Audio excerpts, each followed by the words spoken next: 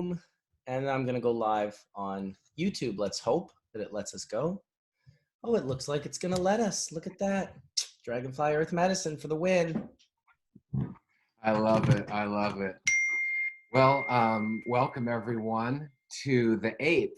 I think I put on there the 7th today, but time rolls along, and this is the 8th DEM Pure online educational series. And tonight we're really excited to discuss soil. And we feel like soil is, and we've always said that soil is the basis to all life. And really, in the end, we all just become soil anyway. And so, you know, in this life of pandemic and this life of what to do next and everything, I think we need to turn to the soil. And we're going live right now, so some people are seeing us out there, but we're not going to be going officially live with the show until 6:30. So we're still waiting for a couple more people on here. So we're just going to create some dialogue with Josh and Jamie because they're here with us tonight. And Swampy Acres. And we'll have you reintroduce yourself around 6:30, but just tell us what's going on. What'd you do on the farm today? Yeah, let's hear it. Go ahead. Well, it's like 90 degrees here, so it's the third day of that. So today we went and we harvested for our CSAs pretty much all day, and then we took a break around 4 and then got back at it. Picked up some rice. Yeah, tell us, what are you harvesting? What do we harvest today? We did kale, Swiss chard, we did beets, carrots, and then lettuce heads, salad mix, yep, onion.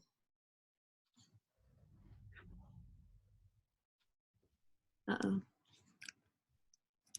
Ooh, we didn't. It was me. We didn't. Are you guys pulling baby carrots out right now, or were they ones that you overwintered? We're thinning, you know, basically our rows that we planted in the greenhouse back in May. No, in March. March? Yeah. So some of them are pretty big. We have ones that are called Cosmic Purple, and they're huge. I mean, they're so early, and they all popped up like that. So that's a new favorite. Yeah, they're that's really awesome. Cool. They're really dark blue too, so they like dye your hands almost.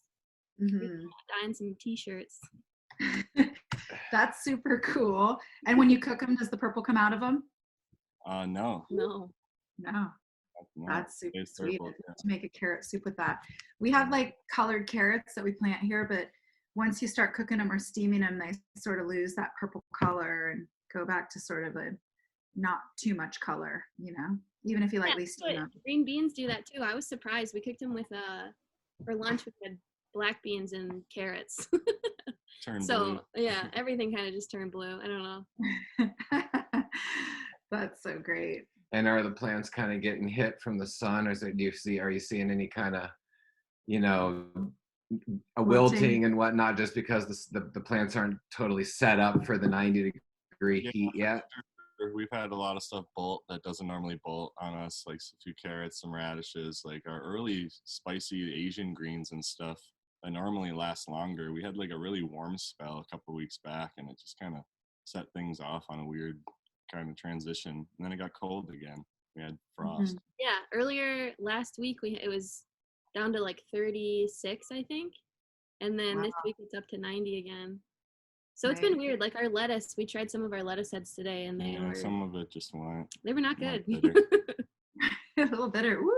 Yeah, good for the liver tree though. Yeah. So, do you guys have weather like that up in the UP often? Like, is it pretty normal to have it fluctuate? Yeah, definitely. That's how it is normally in the summer. You know, it's pretty crazy, which we're grateful for when it does get cold, because we live in the swamp, so the bugs get pretty unbearable at night. It's nice to be able to enjoy outside, maybe go canoeing after dark. You guys have chaga growing in your area, I would imagine. Oh yeah, lots of chaga. We have a lot of white birch. Some of the biggest white birch I've ever seen, actually. They're giant. We live right on the North Country Trail, so we have a pretty crazy pattern of walking through. Okay. What's the North Country Trail about? It's a trail that runs from North Dakota down through New York, I believe, and it's like an old heritage trail. And Yeah, we have a few It's farms. massive. It's Wow. yeah, it goes through the whole UP. So there's probably like a really small window of time that you could actually do it without freezing or getting eaten alive. Yeah, definitely. So we're thinking like September maybe. Sometime in September is probably the key. Yeah, we get people passing through. It's a pretty cool spot. There's like a sculpture park down the road too, so like we got a pretty little attraction through the woods kind of going on here. We always think about giving out lemonade. That's a really good idea. I'd love to see that. Yeah, we'll put up an egg sign soon. Oh yeah, something. Just for walkers. That's sweet. So was it originally like for like carriage travel, wagon wheel? I'm really not sure. I think it's always been a walking trail. I'm not positive on that though. I'd have to look more into the history of that. Do you find any interesting plants or trees that are maybe kind of heritage plants or trees that are near the trail? Or is there any kind of... There's a lot of talk of the different shapes of the trees. Like in our area, there's a lot of trees that are like split in Y and are bent, and they're, known to be purposely bent and pointing in directions, like fertility and different things in the area. That's really cool. Still trying to find time to get off into the woods and really see what's going on out here. There's supposedly some really nice waterfalls and stuff just like right along the way. Yeah, I walked like not even 500 yards in a direction that I usually don't go, and I found a cedar swamp. I like ran home and told everyone, like, we gotta go to the cedar swamp now. That's awesome. Hey, we wanted to let you guys know, Leighton and Patricia and Forrest, we're on live right now. And we're going to go officially live at 6:30. We just had to do it early because Marcus had to do a meeting. So just everything we're saying is being recorded live, and I'm sure there's some people watching, which is awesome. We're stoked to have you guys here tonight. So maybe at 6:30 or whenever we have everybody, and Leighton, you're ready to go, just let us know, and we'll sort of do a little introduction thing to the show. What's happening on the Sunroots farm, Patricia and What'd you guys do today? Hey, I was just pulling up some photos from the farm. Yeah, we've been here. I planted some corn today and was hanging beneficial bugs out.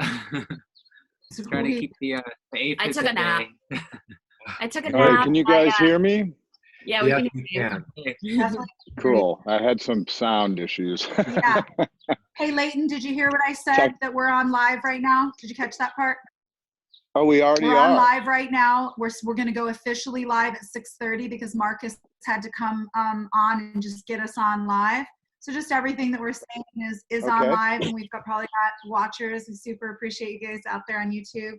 And we'll start it officially at 6:30. If that's cool with you guys, we can still chat. Yeah, hopefully Keegan will come on here in a sec from Dragonheart out on the Big Island, and Craig will be back here in a sec too. So we're just touching in with everyone right at the moment.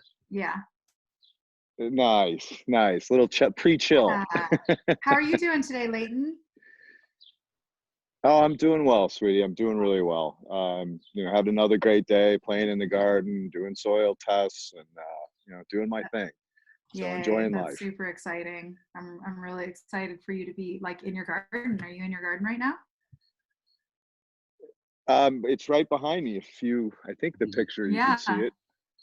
Super sweet. So yeah, it was tough. I mean, I live on Dune Circle off Dune Road. And so it's sand dunes, literally. So building soil out of sand can be a challenge, which we'll talk about a little tonight with Swampy Acres, because they had a similar situation. But yeah, I'm really excited to do this. Put some thought into it, and it was really great to interview each and every one of you prior and kind of get a feel for what you've been up against, some of the things that you guys have been done or have been doing. I think it's really going to be helpful for people out there to hear this, and give them some confidence that they too can do this. Yeah, definitely, and hopefully someone will be watching the chat, and if anyone has any questions that if we can pop it in, we'll try and answer it, or maybe someone else can. But it's all about the journey, so everyone knows we're all still building soil. So, you know, it's It's like regenerative. It doesn't end. It's just a journey.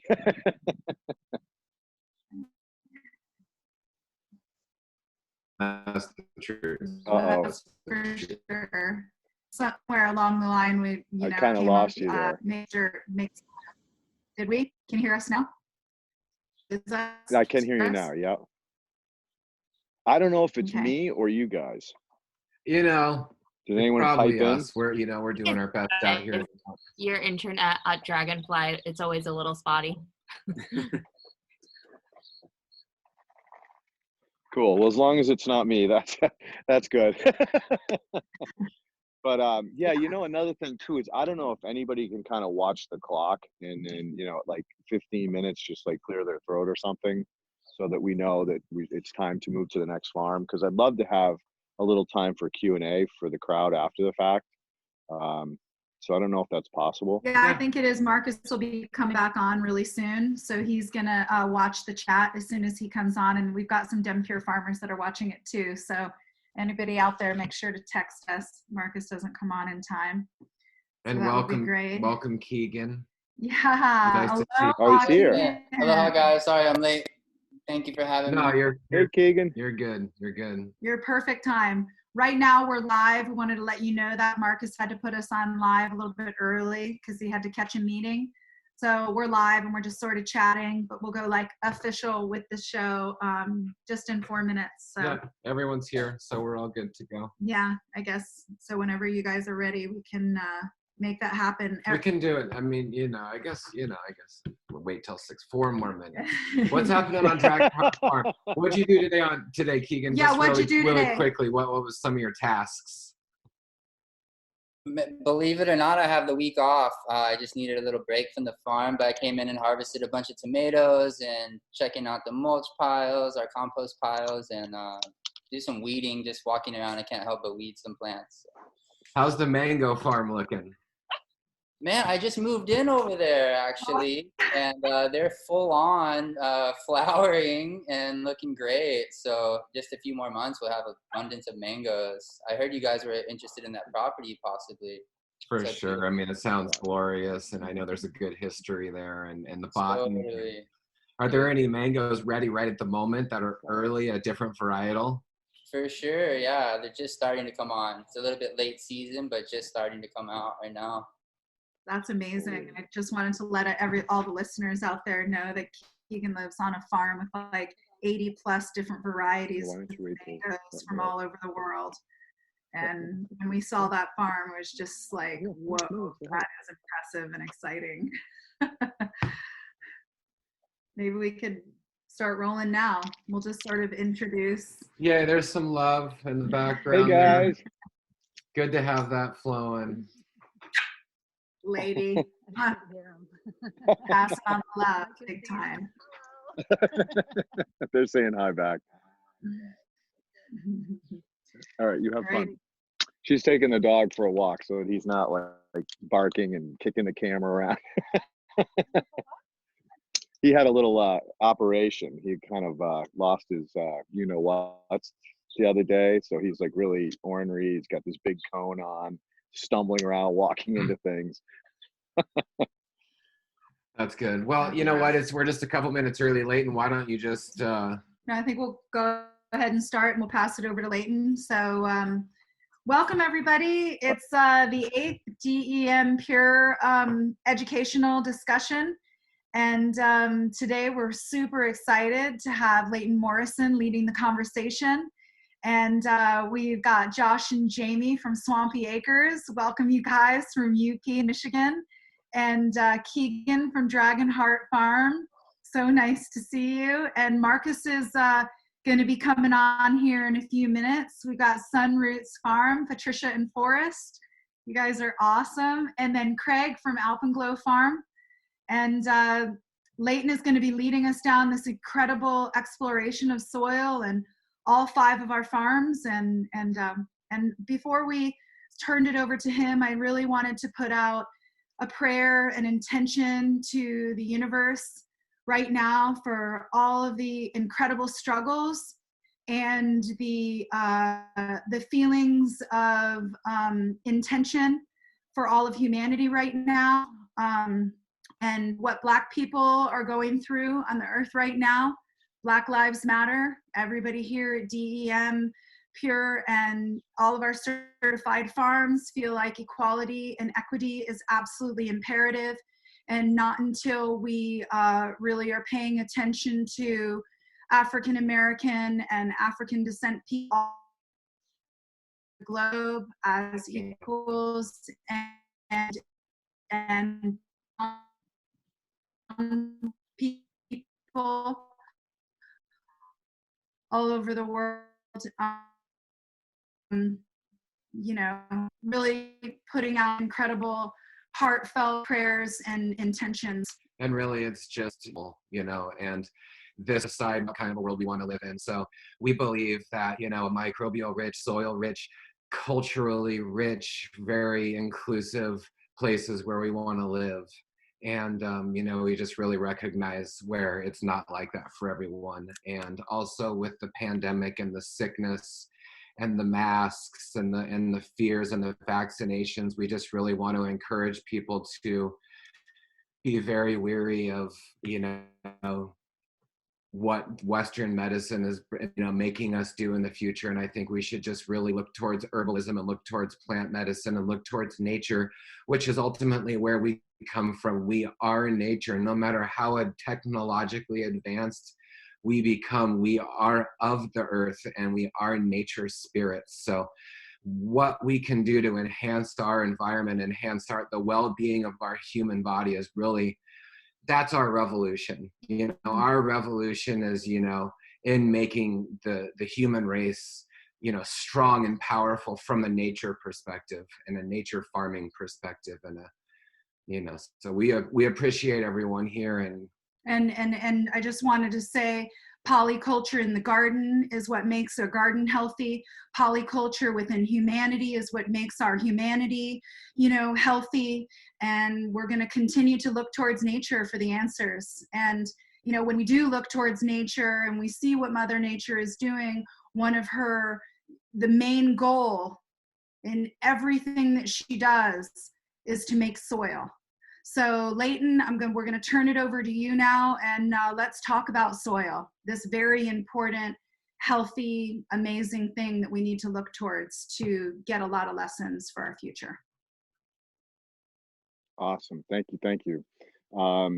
Yeah, beautiful prayer, and you know, Black lives do matter, and you know, #amplify. I think that's a great way for us to support local Black businesses and, you know, support them both financially and emotionally. And I think that, you know, that's really going to be important. And I love the way you say that it's the diversity coming together that's going to make us so powerful as a species, not as an individual. So yeah, kudos. And you know, I love what Leonardo da Vinci said back in the 1700s. We know more about the movement of the celestial bodies overhead than the soil underfoot. And I think that's, you know, a real issue. And so part of tonight is to try to go down that rabbit hole of understanding what is soil and how we work it and how we create fertility that allows us to grow these herbs and these food and this medicine that we all need, especially now, more so than ever with the pandemic. You know, health is going to be your first $1 million, literally. So, you know, all the more reason to eat healthy and take real medicine that's safe and not, you know, manufactured somewhere by who knows who under what conditions. So, yeah, let's dive right in. We're going to start the journey in Mendocino, NorCal, with Sunroots, Patricia and Forrest. And I'd love them to pop on and hopefully they can put up some of the pictures of their farm so that the audience can kind of see, you know, what we're talking about and where they are. They have a unique situation. Every one of you farms have a unique situation in that you have a specifically unique soil system, unlike the others. And, you know, the goal tonight is to really find out what you started with, how you worked it, and where you are today. And so hopefully encouraging, you know, the people that are listening that they can too do this and create incredibly fertile soil with simply sand, silt, clay, and organic matter, or any one specific one of those ingredients by adding in the others. So yeah, let's open it up to Patricia and Forrest. You guys out there? Hi. There you are. Hey guys, how are you, man? Pretty good. How's it going? Good, All good to see you. Yeah. So, let's start with something really simple. When you moved onto your property, what was there? What did you start with? It was pretty bare. I mean, there was some fruit trees here and there from like the people that had owned it before that are pretty big size. But other than that, we started our gardens pretty bare with just the native soil around here, which is we live in the valley floor. So in our area, the soil is kind of loamy and actually really rich and has lots of earthworms and stuff like that. So we lucked out with that. Yeah, and you're also in an alluvial plain to some degree, correct? Or drainage? Yeah, we're close to the creek. We're like 700 feet away from a creek, and it used to flood here before the valley was drained back in the early 1900s. And so it's kind of like in certain areas there's silt beds, and certain areas there's like gravel, sandy soil. But for the most part, there's like 2 feet of nice chocolate soil we can work with. Patricia, I didn't mean to cut you off. You were going to add something? Oh, no worries. Yeah, I was just going to drop in there too that we are on indigenous territory. This land belongs to the Pomo, Wailaki, Nomalaki, Yuki tribes, and I just want to give reverence to them that when we are talking about soil and where we are, that we honor where we are and whose land it is. So I just am giving thanks for being here and being a part of that, and working with our community too. It's always good, like in these settings, especially in cannabis, where we are able to farm and profit, that we give back to those communities where we come from and where we reside. Oh, that's beautiful. That's awesome. So you actually answered my second question about digging. We were harvesting when you dig in. I'm sorry, go ahead, Forrest. No, you go for it. Yeah, these things are always a little dicey. I'll try to make sure I have a solid end or a solid stop. Yeah, so you already kind of answered my first question about when you started digging around. You have pockets of gravel, you have pockets of silt. So you've really got what is traditionally considered an alluvial floodplain, and so it makes a lot of sense that the indigenous people chose areas like that to kind of populate and use as different times of the year. Like I don't know if they lived year round or if they migrated, but yeah, it's a great indication of what I would consider a beautiful starting place to work with. So moving on is what kind of materials did you forage or wildcraft when you first got there to encourage the soil health? Well, when I got here, there was a lot of blackberries, so I had to dig up a lot of blackberries, and we chop all those up, and we can put that in the soil. At the beginning, I did bring in outside source of soil for like that first year, but ever since then, I've been building like with hay and manure. We have alpacas on the farm, and we also outsource local manure from local here in the valley. I also collect like all the leaves that fall, because we have like big trees here, oak trees and cottonwoods, and lots of oak trees though, and all that material falls down in the fall, and then we can collect all that and spread it out, and that works really good. Yeah, one of our biggest ideas on the farm is to use as much as you can that's already there. That kind of goes hand in hand with like using what you have. And I really am always advocating that everyone, you do have materials around you to build soil. You have to kind of go out there and observe what's around you, that permaculture philosophy where you sit still for a while before you actually work with the land, and you observe and you get to know the plants that are in your area, the trees that are in your area, and what materials call to you or give you the permission to be used, such as in our fields we have tons of these native grasses that we will scythe down and then use as mulch instead of purchasing mulch. And if we do have to purchase hay or mulch, we're going to go to our next door neighbors and do that before we try to reach anywhere outside of a 10-mile radius is really our goal. So we're all the materials on the farm that we can possibly use, and then there'll be like a couple extras like hay that we'll buy from our neighbors, or local cow manure that we'll buy from a source that we've been working for a while within a, again, 10-mile radius. Beautiful. And yeah, I think that is a really important concept, is that you try to harvest everything you possibly can. I'm down here in SoCal, and everybody's got 2 giant trash can, bins for green matter. And I'm like, what are you doing? All of these people are like hauling away all of the grass clippings, the prunings, and everything, and dumping them into the landfill. And I'm like, this is insane. You have so much material that you could be reusing on your own property to increase the soil tilth and the fertility and composting.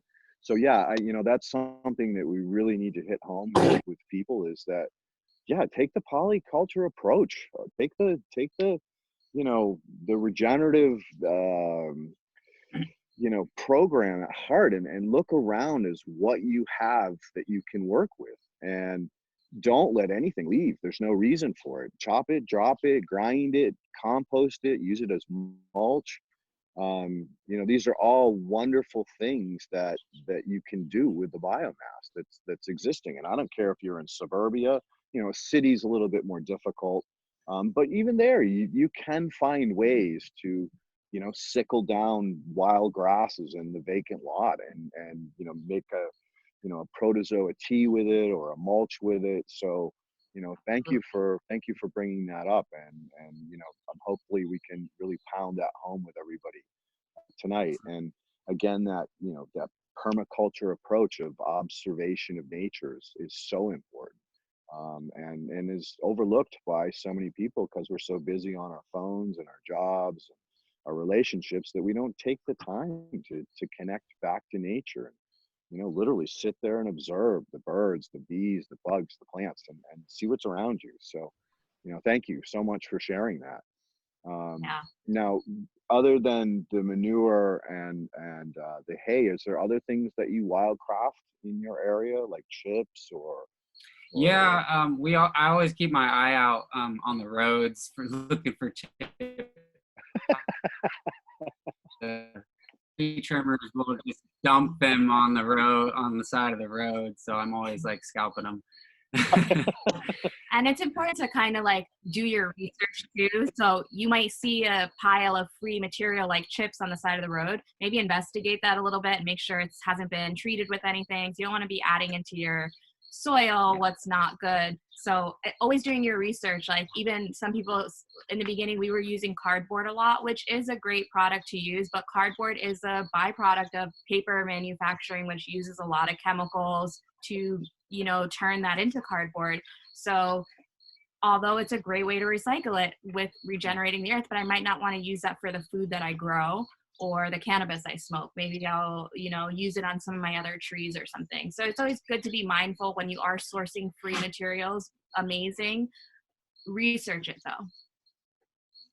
Agreed. That is so powerful words. And the good news is that pretty much all inks nowadays are soy-based. So they're not toxic like they used to be in the old days. And yeah, as much as it's a bummer that our society makes so much cardboard, I agree with you 100%. It's a wonderful product to actually build soil. Use it under your compost pile. Use it, in areas that are that need to have moisture held into place, or prevent erosion. Not necessarily, like you said, in your vegetable garden or under your cannabis plants, but it is a great material to really help build fungal life in the soil. So thank you for bringing that up. And yeah, I'm all about the chips, brother. And yeah, it's important to look at it and think about it. I try to like stay in a neutral territory, because a lot of us that are in more urban areas don't have the luxuries of being able to be too picky about the materials. We kind of have to work with them. But trust nature, because if there's potentially some hydrocarbons or something like that has been near them, or potentially they've sat in them, the biology will break that down. It's an amazing thing when you really dive down that rabbit hole to see specifically like what Pseudomonas bacteria do. And anybody can make Pseudomonas bacteria. Now, I don't recommend them if you're sick or immune compromised, but basically it's banana peels, orange peels, potato peels, and then mix in your greens and browns. And what that will do is grow out these bacteria that actually break down compounds back into their original elements, and therefore make them plant available in a way that it's not going to be harmful for people or animals for that matter. So thank you for the words of concern. And yeah, you do your homework, everybody. Use your common sense.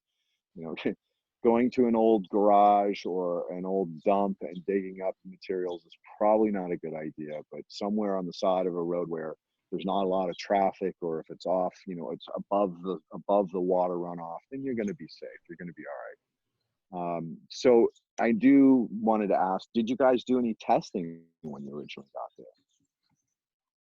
there? We've done one soil test like 4 years ago. Yeah, so on our farm, we're very, as much as we do like to do our homework and research, we are very much intuitive gardeners, I would say. And that intuition and that intuitive sense I love the science too, but I have to say, like, as someone who comes from ancestrally like an herbal lineage, and curanderismo, where the people are looking and listening to the plants and really just trying to know and hear what they're saying to us. It's like kind of how we have a relationship with the soil. We're out there looking at it, we're picking it up, the texture in our hand is really important to us, the life that's going on in there, the air that's happening within the soil. When we build our compost piles, we're making sure everything's aerated and there's not a super anaerobic situation. All the senses are there. The smell, does it smell how I want it to smell? Does it feel how I want it to? Everything is like, a scientific human approach without the lab work. So we have done some lab work, but we don't do a lot. We just really trust that. And we know because of our results in our plants that things are working out. So we haven't spent too much time down the scientific lab work, to be honest. Yeah, and I totally make sense. And believe me, I get intuition. For the experienced people, it's easy. You don't need to spend money testing. Now, the only thing I would say is that you'd be like getting a report card. You get like an A++ because your soil is so much better than it originally was, and you can hang that on the wall to remind yourself of what a great job that you guys have done. So that's the only reason I ask. And a lot of people who are less intuitive kind of need a starting point, so that they know what's there. And a lot of times with cannabis specifically, each cultivar will actually pull different minerals and nutrients from the soil. And so it's always nice to know that, especially if you're not as intuitive and don't have the resources that you guys do, to just check it and make sure that you're not stripping one specific thing from your soils, because eventually you're gonna, I've heard this story so many times. Well, when I started, I was a great grower, but now I can't grow anything. did you test your soil?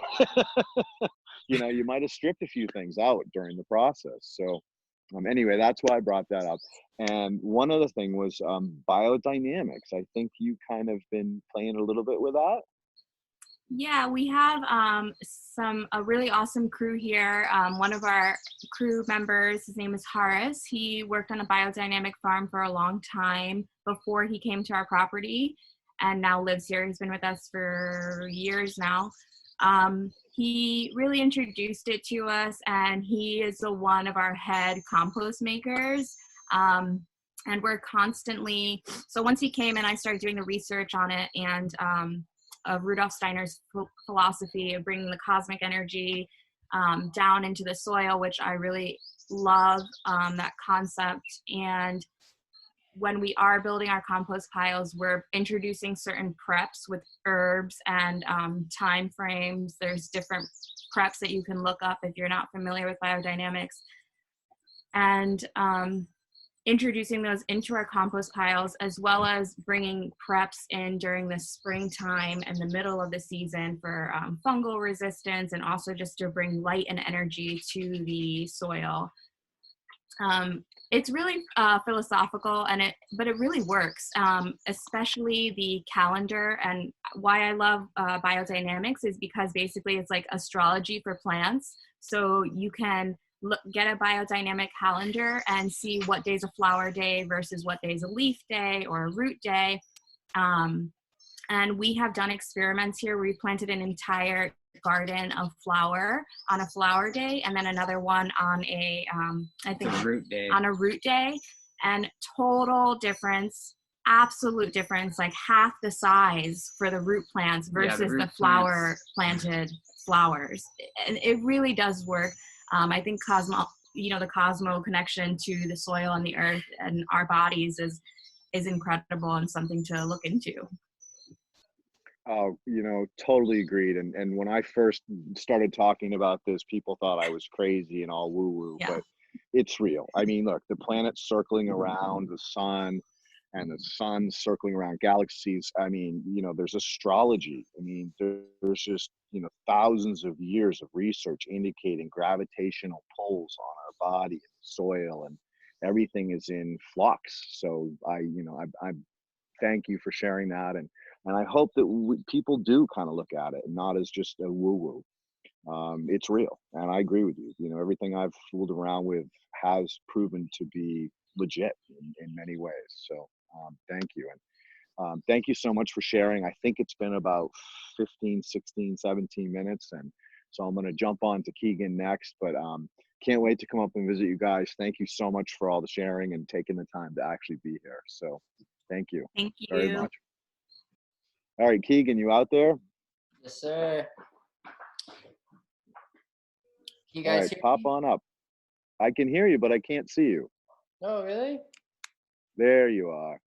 There you are. And I'm sorry, I meant to ask Patricia and Forrest to show some pictures, but maybe you will have some that you can pop on. And I'm not a good tech guy, so I don't know how to do it. But anyway, we'll dive right in with you, and if you can figure out how to pop pictures up, cool. If you can't, no. Marcus is going to be here about 5 minutes. Marcus so he's going to be able to change that for us, and he'll be able to get it up there, and then we'll be able to take a look at Sunrise Farms photos too. So we'll yeah, cool. You can circle them back in, which because would be great. I gotta see some pictures of those beautiful velvet perps, sunroots.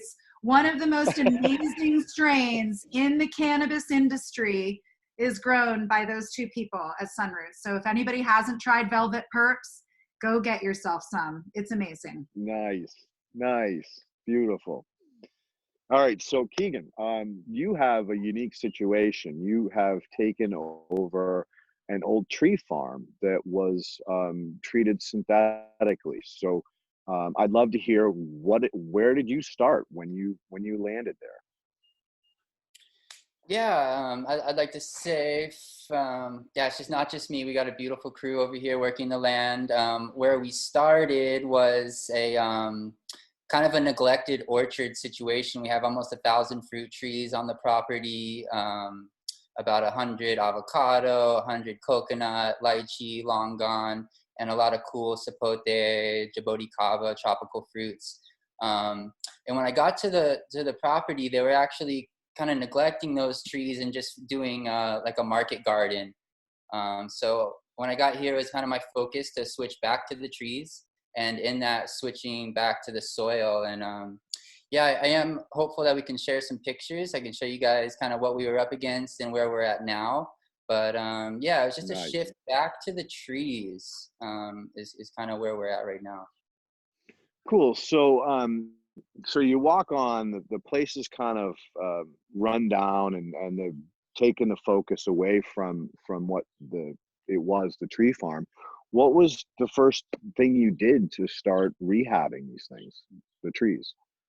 It was, yeah, it's like this problem is the solution, right? So we have all these 30-year-old fruit trees that are kind of competing for light. They're all growing too tall, and then we have compacted soil and often not a lot of rain. So we did a lot of heavy coppicing, pruning of these trees, chipping that up, and then bringing in the local ingredients. So bringing in biochar, bringing in cinder, bringing in manure, bringing in all the coconut coir, which has just been a blessing for us, and fish from the fish farm, and food scraps from our restaurants. Just bringing in a lot of stuff with the mulch and covering the soil, retaining the moisture, and building the life under each tree, like really focusing on each tree underneath, what's going on, where's the roots, where's the moisture. That's kind of where we went with it.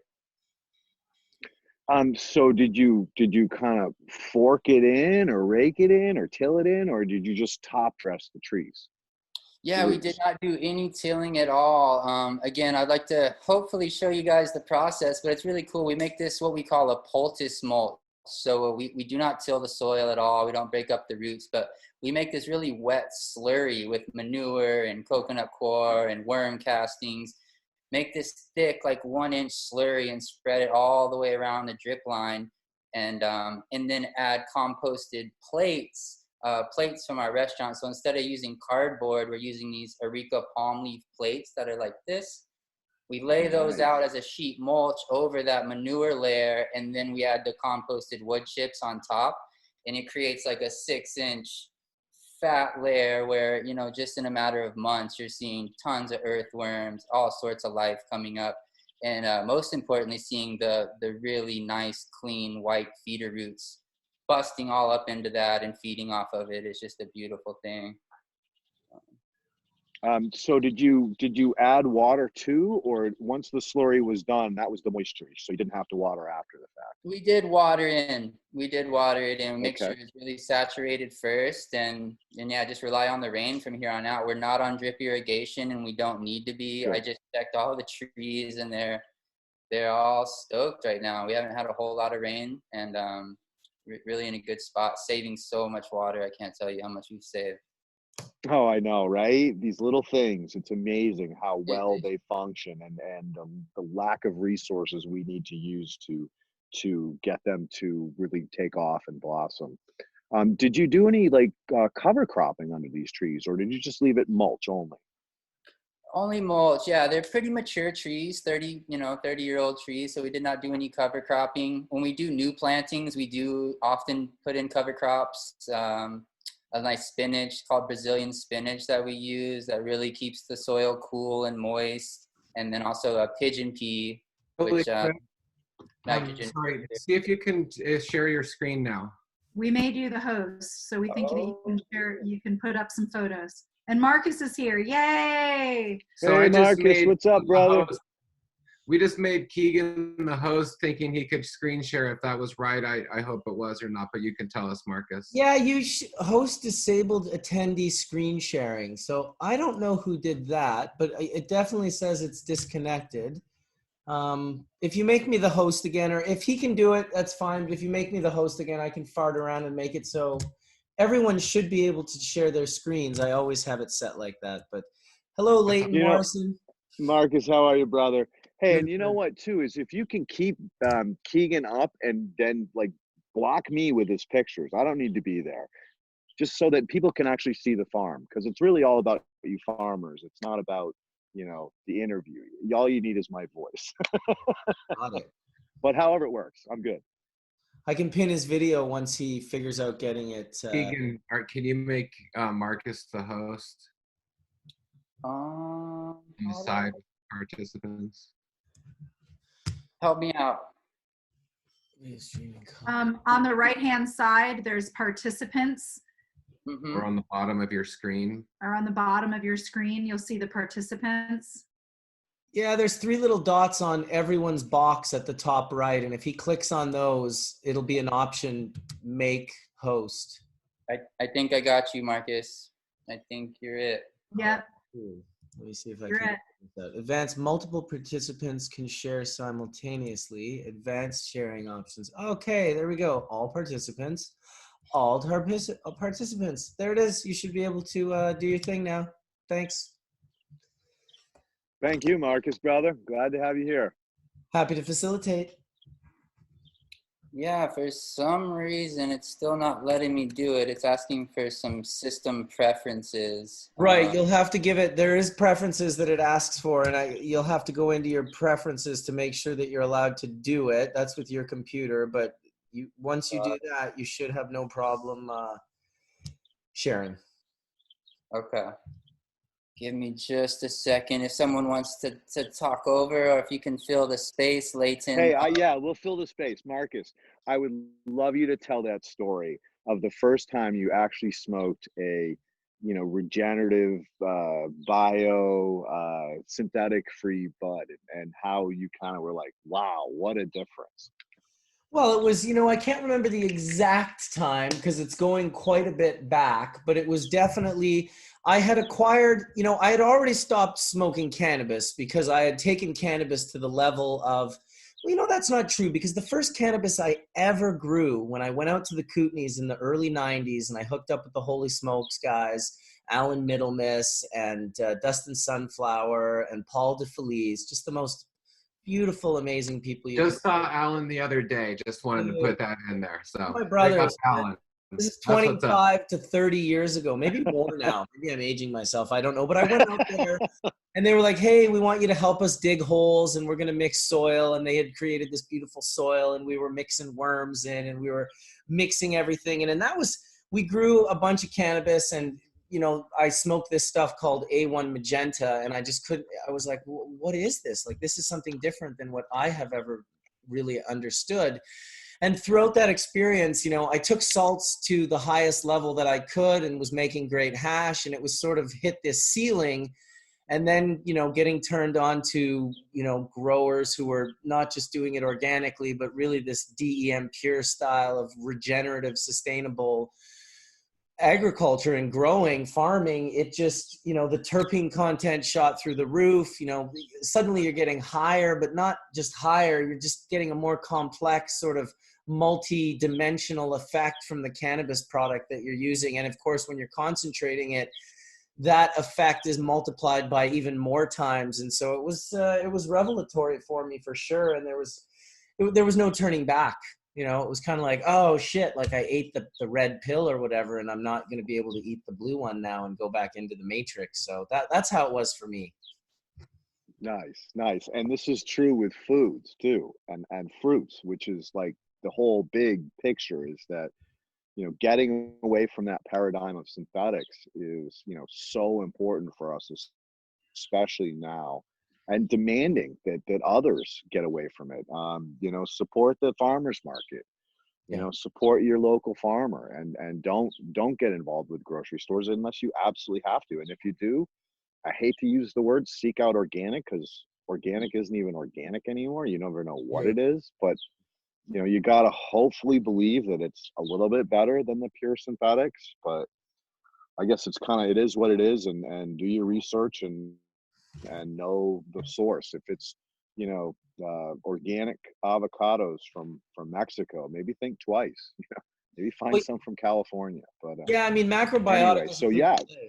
Macrobiotic, I think, is pretty important. And when farmers sort of start teaching people about that, you know, it's great if you want to eat this vegan, organic, raw food diet, but if you're flying your coconuts in from Hawaii and blasting jet fuel into the atmosphere, your consciousness might be missing the mark a little bit, and you might want to maybe not like support cacao from wherever. You just want to get as much local as possible, because it creates those relationships where now you're meeting these quirky characters, these amazing farmers, and they're obsessed about their heirloom tomatoes, or they're obsessed about their old school seed. And I mean, what's more beautiful than making friends like that?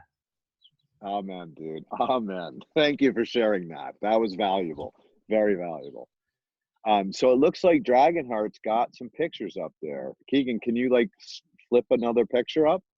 Yeah, here we go. So I know my time is short, but I'll kind of blast through. Again, we're a regenerative tropical fruit tree farm. So Don't worry about it. Just Yeah, go with the flow. don't Go with the worry flow. about it, Keegan. You just roll through it. We want to hear all about it. Here we go. So yeah, lychee is one of our favorite crops. Grow a lot of bananas, polycultures going on with a lot of veggies inside, botanical gardens, a lot of fungi, making our own soil, doing raised beds for veggies. Beautiful. So let's talk about two of the inputs that you really intrigued me with: your fish ferment and your biochar. So tell everybody a little bit more about the fish ferment that you're making.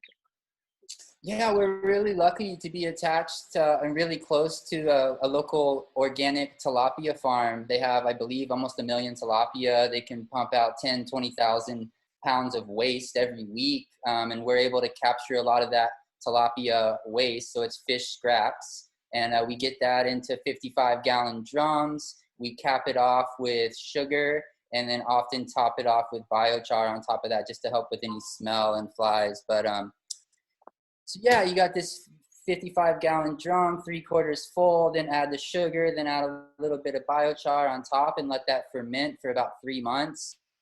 When we drain that off, we have this beautiful, super yummy, super fertile fermented fish juice.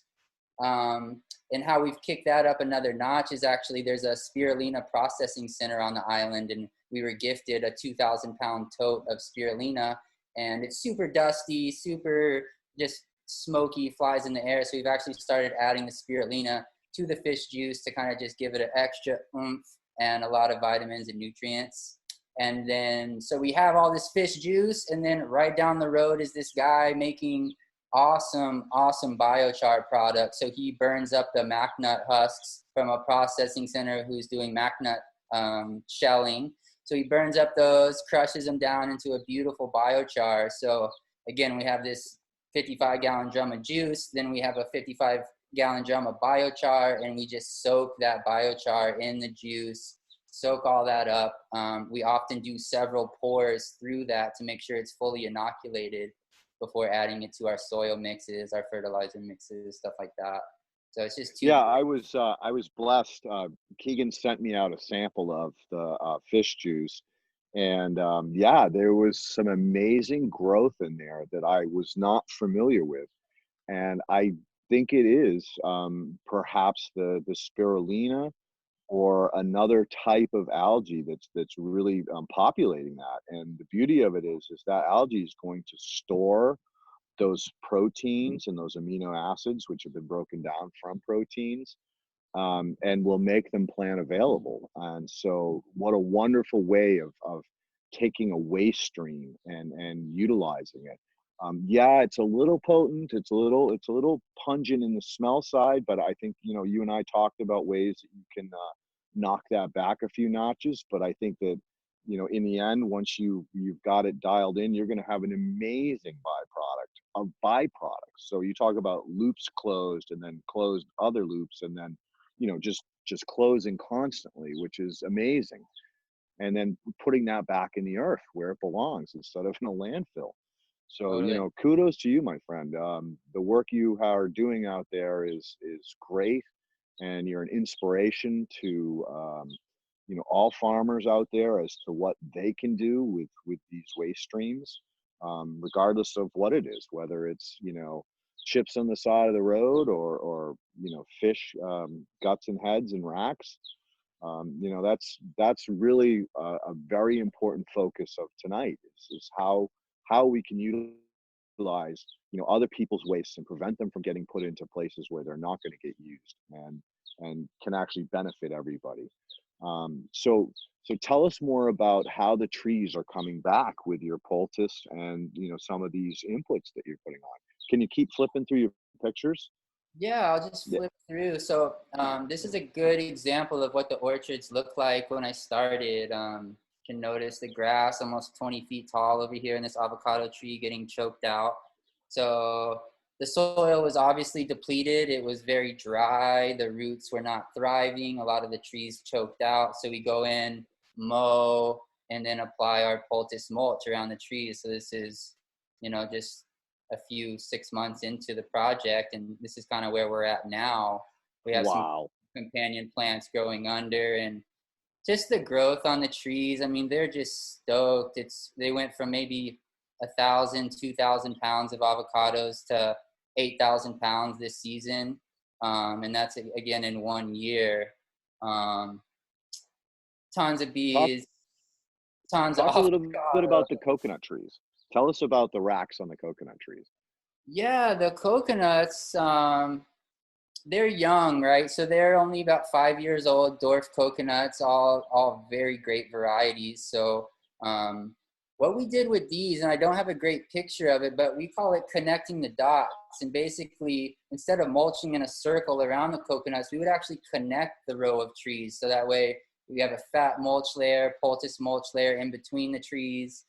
And something we're dealing with a lot here is compaction. We do have a clay type soil. So if we make that ring around the tree and then we mow around that ring, we're constantly pushing down that soil. So what we do is we connect the dots of the trees. We make lines of mulch so the roots can thrive in between the trees. They can communicate.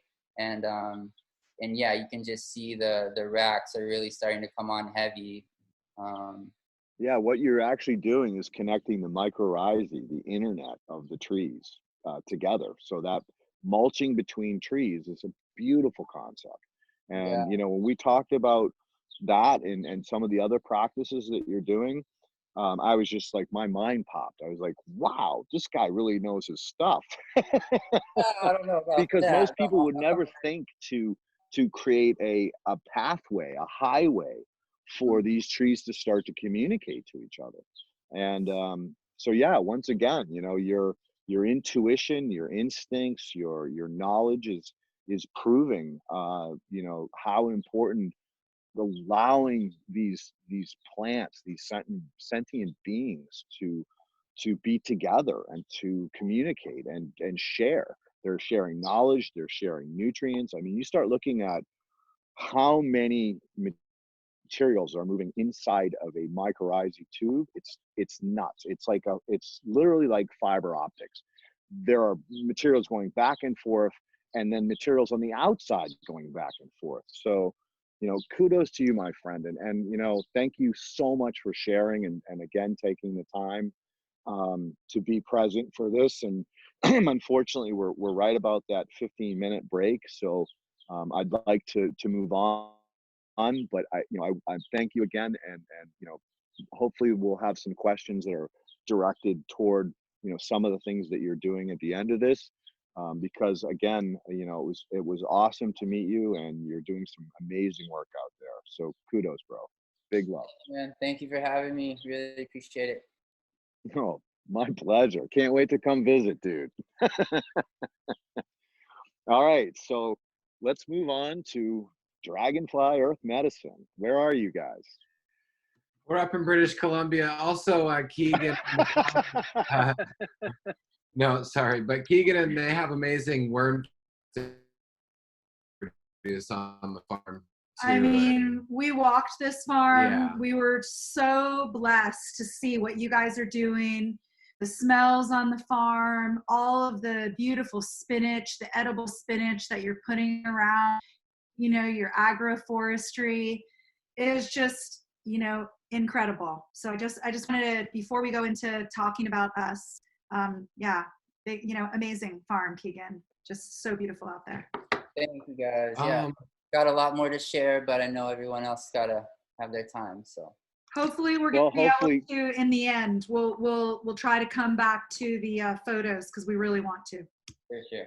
The channel is hopefully, here Keegan, for your that disposal. now that people, Sorry, hopefully, the channel is always here for your disposal. Anytime you guys want to do shows, it's available. So don't feel constrained by time. oh, thank you, Bubble Man. Much appreciated. And hopefully, Keegan, because you're doing this platform, more people will know about you, and they'll hit you up and ask you questions, and maybe come out and work on your farm to see what you're doing. And you know, that's what this is all about: is community, is a group that can share knowledge and technique and tech to, you know, help everybody. You know, the high tide raises all boats, and I'm a firm believer of that. So thank you, Keegan, so much. Thank you. All right, dragonfly. All right, so let's start with, you guys have a really unique system because you're half and half. You're half forested, you're half you know, paddock when you started, you're mineral rich on one side, you're clay and rock on the other side. So tell us what you did when you started.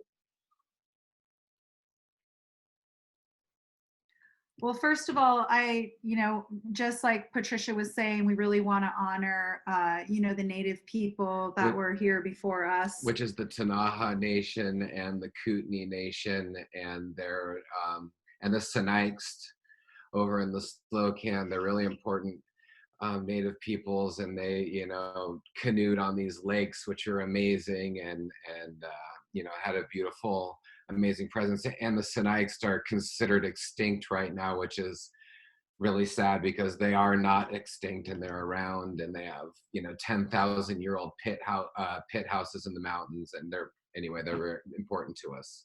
And they've also helped us save Jumbo, which is a wilderness area in the zone. Mm-hmm. And we've been, you know, blessed with this land. We worked really, really hard for it for a long time. And I just wanted to, you know, really acknowledge, you know, something that I'm deeply delving into, which is, you know, white privilege, to be able to have a farm. And I am, you know, really honored that that's something that we get to have, and also are really looking at other people who don't have that. There's a tremendous amount of Black and brown people that are continually marginalized, and I really wanted to say that we really are honored with this, and we feel that white privilege, and that's something that we're digging deep within our own soul to try to learn as much as we can as the whole world is learning. So wanted to say that before we delved into it. Well put, well put. So the Kootenai area is the only inland rainforest in the world, and it's a tremendously unique area. It's very mountainous, tons of glaciers everywhere, and it's very rocky. And the area that we live in has always been pretty much has been all organic ever since the 50s.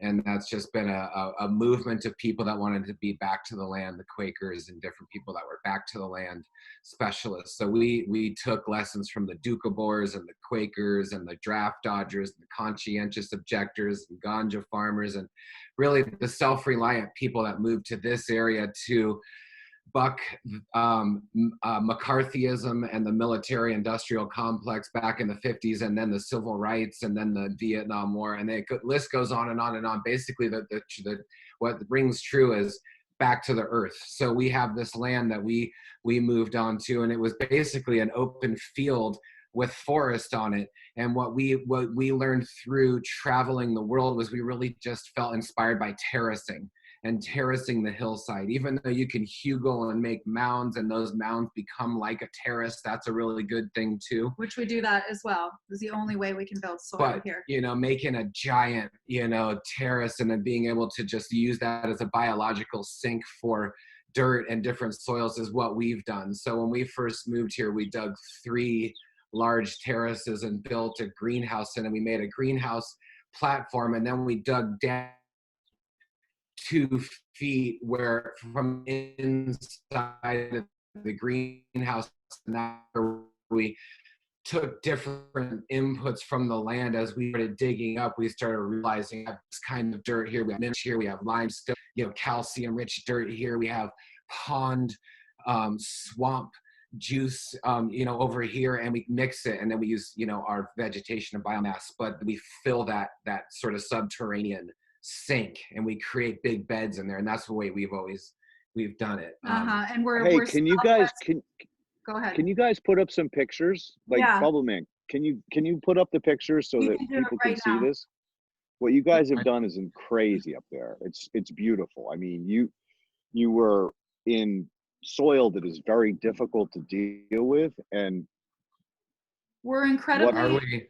Are we on the right pictures now? I've seen are amazing. We're really, really inspired by soil.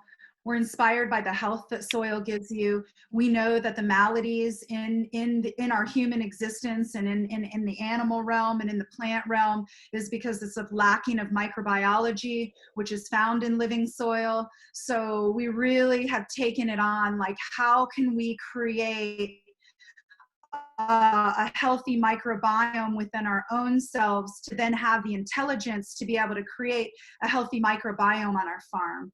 And that's just something that's been at the forefront of what we've been doing. And right now you're seeing a machine, but we don't have any machines on our property. Everything is wheelbarrowed up and down the farm. Can you see this picture? But we'll bring in a small machine to be able to terrace it, because we are on, the western side of the Rockies, which is considered the Purcell Wilderness area. And it's a huge mountain range, but it's a really new mountain range. So we don't have any soil. We have just a tiny bit of topsoil that's really full of clay, mineral rich. You can't dig with a shovel. You have to dig with a pickaxe. So this is how we're going to bring you through our terrace and creating soil. Yeah, here's one of our greenhouses, our latest one that we did. So we do a giant terrace. You can see there's a lot of rocks, a lot of brown dirt in there. Then we bring in trees from the forest and also dimensional lumber or anything that we have cutoffs from building that we're doing, anything like that. And we make a pretty good sized mound. So in the end, that mound is probably, up to your knees or up to your thigh. We're building the greenhouse around it, and we use split cedar posts from our land. We learned from the homesteaders to burn the bottom of the posts, and also it's a Japanese tradition. Yep. And big up Josh in this picture, who was helping us. Yeah, Josh. Big up Lapo, Josh and Christy, who were helping us at the time. Amazing people from out in Whistler came out and lived with us for a while.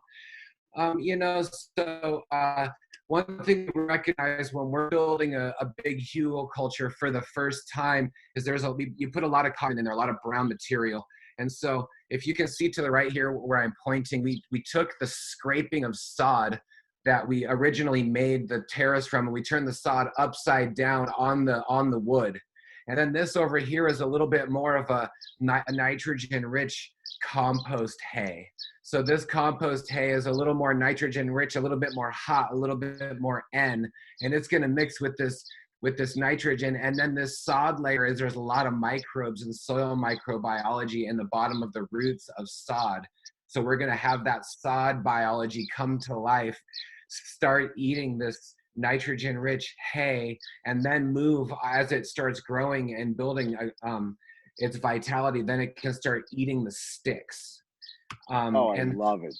I love it. And the beauty of it is that if everybody took their lawns and took half of their lawns and flipped them upside down and did this and made gardens, think of suburbia as a Garden of Eden of food. So this is huge what you're doing here. Yeah, and amazing. We think that it's really important. You can take what we've done on a really, a medium to large scale, and you can do it in your backyard. And that's why we want to explain something that's totally easy.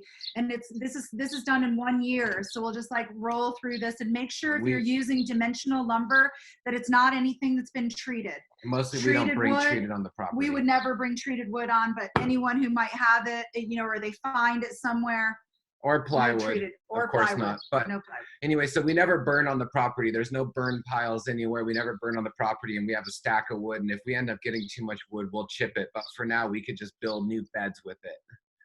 And then we take the more mineral-rich dirt, and we just continue to layer and lasagna the Yes, talk kinds of- lasagna. Lasagna was on your list, so talk lasagna.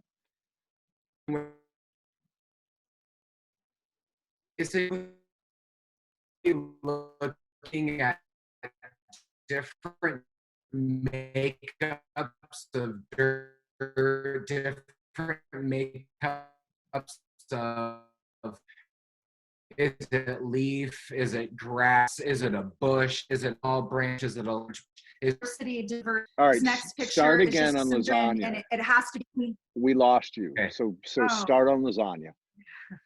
just Sorry. So this right here is a picture of soil that has to be cleaned out just down the mountainside from us. a spawning channel. A spawning channel. In order to clear out the spawning channel, it just has to be cleared out every year. So this is just our buddy. He brought this up, and this was like the topper. So this It's is pure we're silt. lasagnaing. Yeah. Well, mean, it's silt, there's and it even has some a kokanee in there. There's some fish and stuff. So we got fish scraps and silt. Yeah, it's silt. But there's also, some channels in the area that are like 10,000-year-old peat bogs that they only channel out certain parts of their land for, so it doesn't flood. and So we're bringing on Look at that. we're bringing on this soil, but this is something to just our beginning bed, the very first bed, and we don't need to bring on, soil to this bed ever again, because we're going to be utilizing it So basically, from our property. In the lasagna, the most important thing when you're building a very raw, very goddess Gaia garden, whatever it is, it's amazing. It's at the end of it, it has to be capped with dirt that's not going to harm your roots. So here we've planted plants we have dirt that was more like topsoil, and we put that topsoil as like a cap to the mound, and then that plant can get planted in the cap, and then it works its way through a lasagna all year. Wow. The plants, we never watered them. Maybe I made hash in the middle of the year and used some hash water, some terp hash water in there, but really it was non-teed throughout the year, and we had incredible, amazing health, and it was absolutely insane to be able to put together such a raw garden bed and have the trees and the plants just go, thank you very much, I'll just be transforming this in my root zone. Living soils are something that is, all dirt should have stubble or some kind of material in it poking out, or some kind of thing that's feeding the living bacteria, microbiology. And fungi. because this was a first year and those plants were just starving to get in, we planted them all in, and then all of the polyculture and the biodiversity you couldn't really see in those pictures really formed this beautiful mat underneath, which turned out to be a tremendous amount of horsetail because it was from the spawning channel. So we're going to show you another hugel bed that was just all made from everything on our property, even the soil, even the mulch hay. We'll go quick, but the last one was specifically for ganja in a greenhouse. There's two other big ways that we can learn, but that we can build soil. One is high nitrogen, heavy feeding plants like corn and squash and beans and things that take a lot of, so we can overbuild a bed with manure and then use the plant to fuse that dirt over the few years. So we've when we crop rotate, we might do squash for like 4 or 5 years on a big mound, and then the dirt will be totally transformed. And then you can start putting in your carrots, you can start putting in onions, things that really like that heavily composted soil.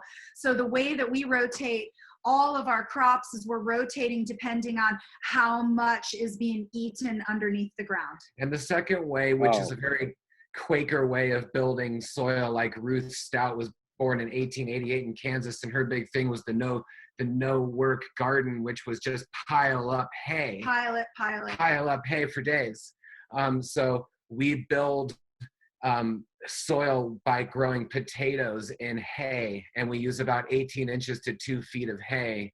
And then you take 2 or 3 years and you have an unbelievable amount of soil. So there. we would put the potatoes in a bed that didn't have anything else in it. It was just pure rock, soil, silt, clay. And this is what we get on a first year of just growing it in straight hay.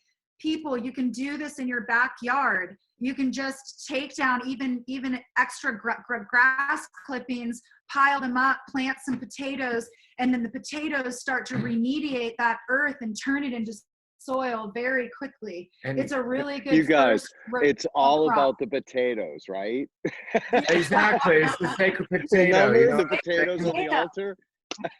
Yeah. So All you potatoes need- are an amazing root crop that really bust up compaction. They're like dichondras.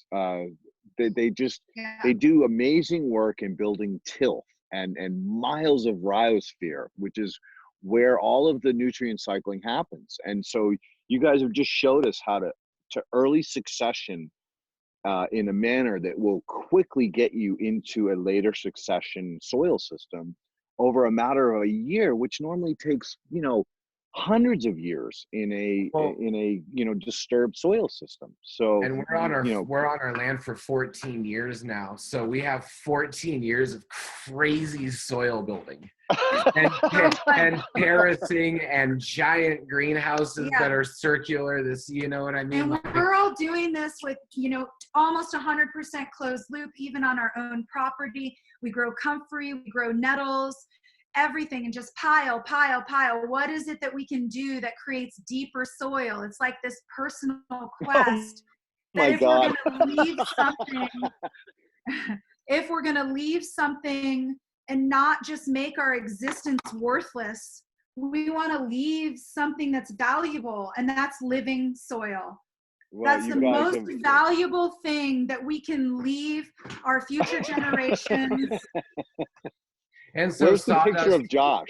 I want to see the picture of Josh buried in the soil. Oh, good God. Who knows where that is? We'll have to look for that. There's a lot of them. Let's put it that way. Yeah. There's a lot of me buried in the soil. But, it's not just what we do. There are a lot of pictures of other, pure certified farmers in our group. But this is burdock root, compost pile. Just tons and tons of burdock. It has a tremendous amount of phosphorus in it. Getting phosphorus and phosphates that are made from synthetic sources are really killing our microbiome, on the earth and in the soil. So I've been working with a lot of farmers, specifically indoor guys that are trying to find good sources of phosphorus. And I keep telling them, stop using soft rock phosphate. You don't need it. The plants will harvest it for you. And you guys are such an inspiration to so many people, and the work that you guys are doing are absolutely amazing. And so much love and huge ups to you guys for all you're doing. It's amazing that the stuff you're doing and getting the word out and these simple techniques and methods that anybody can do in their backyard. And lasagna soil building is so simple, and you can convert a suburbia freaking grass lawn into an amazing garden bed with these types of techniques. So, and we just want to say that we've worked really hard. Oh, sorry. I just want to say, yes, we've worked really hard on our land, and we've been, but the education has come from so many elders before us. And we just really want to honor, the First Nations here too, that have taught us a ton of things, and our Quaker community, like Josh had said before. And also the most important teaching that we've been getting is from Mother Nature. Patricia mentioned on it before that it's intuition. We are intuitive farmers. We're listening to Mother Nature, what wants to go on the soil. You ask them if they've done soil tests. We've only ever done one soil test because we can just look at the plants and we can tell if something is missing. And so we're really being intuitive with Mother Nature and talking to the plants. And I'm we listening to the didn't intelligence. get into our tea making and our open fermented and then I aeration know, tea, I but we'll do know. that. We got to do We'll do another that one. later. We got to do We'll do that another later. one. We got to No do big another deal. one on ferments and inputs. Like one of the most important things that I wanted to hit tonight was like, how are you handling your fertility now? But there's no time for that. So like we're giving people the basics, like, look, these are the simple ways to do this. And then once you get past this or beyond that, and you have tilth and you have macro and micro aggregates, and your soil's transpirating and respirating, and your plants are doing well, then that's the next step. So perhaps we should do another session, hopefully in the next month or so, where we really get into the next level of fertility, whether it's a foliar, or whether it's a soil drench, or whether it's a top dress. It doesn't matter, but those are the key components. And yeah, nobody really needs to test unless they don't have intuition. And you guys are blessed with years of experience and being around the plants. But people like me who build soil, I don't get to grow plants, although I am this year finally. So I get to see reaction, and I get to understand how the chemistry, the biology, and the plant itself all function together to create the fruits that we want to harvest in the end. So thank you guys so much for sharing and making this platform available to so many people, because people need to hear this. People need to know how to do this. And you guys are inspirational on so many levels on what you guys are doing. Not only spiritual, but grounding in the dirt, man, in the soil, where we all come from and we all go back to. So big ups to you guys. Much love. Thank you. So let's bounce on to Swampy Acres. Let's deal with sand. How do you grow shit in sand? Clay's a bitch. Sand is worse. So, All right. Josh, you out there? Yep. Can you hear us? There we are. Hey, Josh and Jamie. How you guys doing? Hi. Appreciate everything. Oh, nice God, yes. to God, story. yes. So early on in my work, I was forced to deal with engineered soils. And engineered soils are 95% sand, 5% organic matter. And you cannot get protozoa, you cannot get fungi, mycorrhizae or saprophytic to take, and you can't get yeast or anything else because it drains too fast. Now, these were high performance sports fields, national parks, state parks, where you had large crowds, tromping over the grass. So it was a bitch. And, I had to do some crazy shit like Bubbleman, where I was taking stainless steel screens at 47 micron and 100 micron and sifting compost, wet sifting compost to get a slurry or a suspended liquid that I could apply to the sand to actually start to establish the biofilms, the glues, the glomulins, and the biofilms of the bacteria. And you guys kind of like dove into this place, the sand pit, and clearing trees. So I'm like so excited to talk to you, because as hard as it is with rock and clay and some of these other things, sand just drains too fast. So it's really problematic to establish a really healthy soil system in a sand-based system. So where did you start? So we started with our property. It was kind of one of those situations where we didn't pick our property. It was kind of picked us. It was a old friend's property and just needed a lot of remediation. He was a garbage burner. He had, a burnt down house on the property. So we came in and we did a lot of work, a lot of cleanup. And we started out with a sand pit that we ended up leveling and kind of like helped out the areas that were real forested. But he luckily cut down a lot of trees in his days here. So we were left with a lot of sun space. So it was just up to us to kind of level the ground and get a playing field. And with the sand pit, we kind of did a little terracing system, but it didn't work out like we were quite thinking. I'll try to get some. It's one terrace. Yeah, I'll try to get some. Do you guys have some pictures you can put up? Yeah, or Yeah. Nice. I Let's see.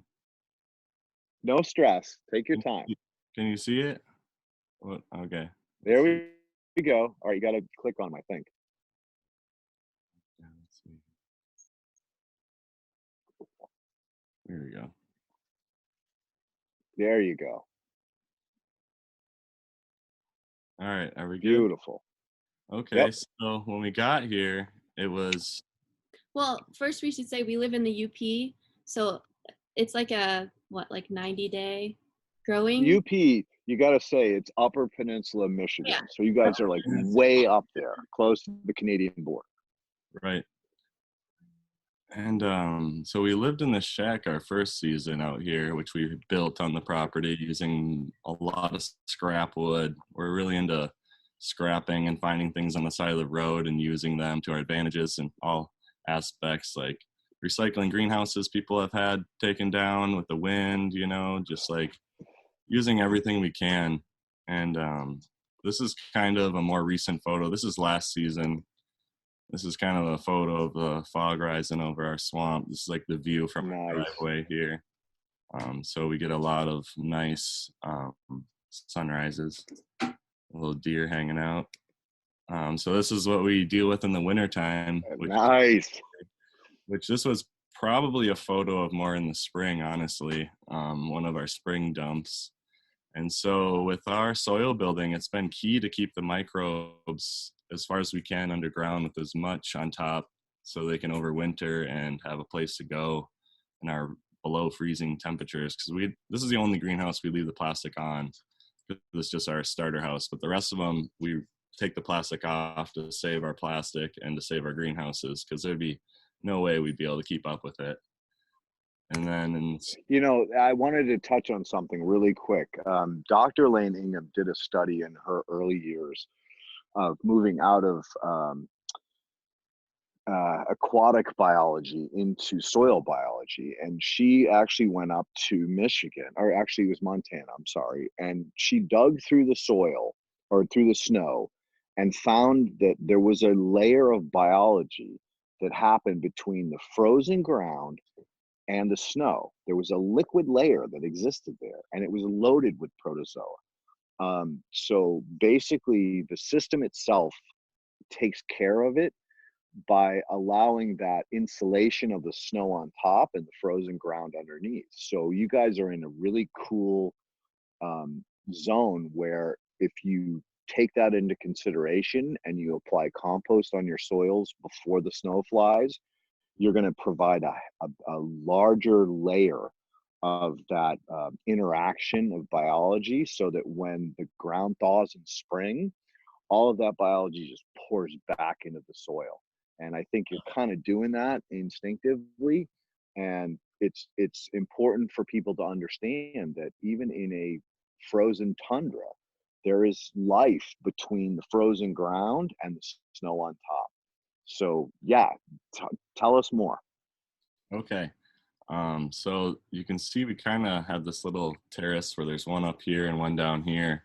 Our first year here, which was 5 seasons ago, we decided to just plant right in the ground, not really knowing much about culture or anything. We just pond liner potting soil and did this with very minimal compost teas. And then that was a big mistake because it was watering all the time. It was honestly one of the worst things we could have done. So high maintenance. And we didn't have a well running at the time, so it was all pumping out of the reservoir. Yeah, and we ponds. were going to a spring that's like 5 miles away, collecting buckets, bringing them back to water this. It was just not the most ideal situation. Yeah, you guys, I live on Dune Circle off Dune Drive. I get it. It's a nightmare to build soil out of sand. And that's why I was so excited that you guys were going to join us tonight. So keep going.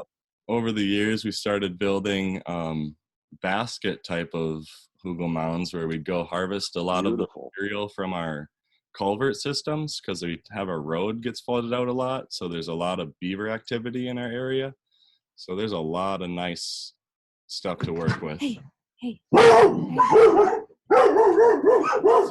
about that. That's all good. It's all good. So we call that beaver fever. There's lots of biology that's actually doing decomposing work. So beautiful way to really get soil up and running quickly. Yeah, and Lots of biology.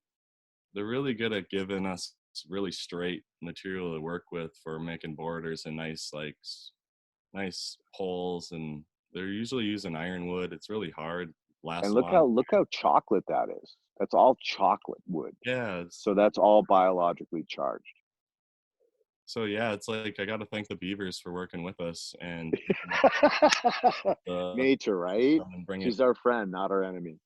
Well, yeah, and it's interesting too because previous people have talked about observance, and this was, the first year we spent all this time hauling water and all this maintenance, and meanwhile we're watching the beavers just like do so much work, and it just maintains itself. And so it was just like after a while, like, okay, well maybe we'll work with them and try to figure something out, and that was the byproduct.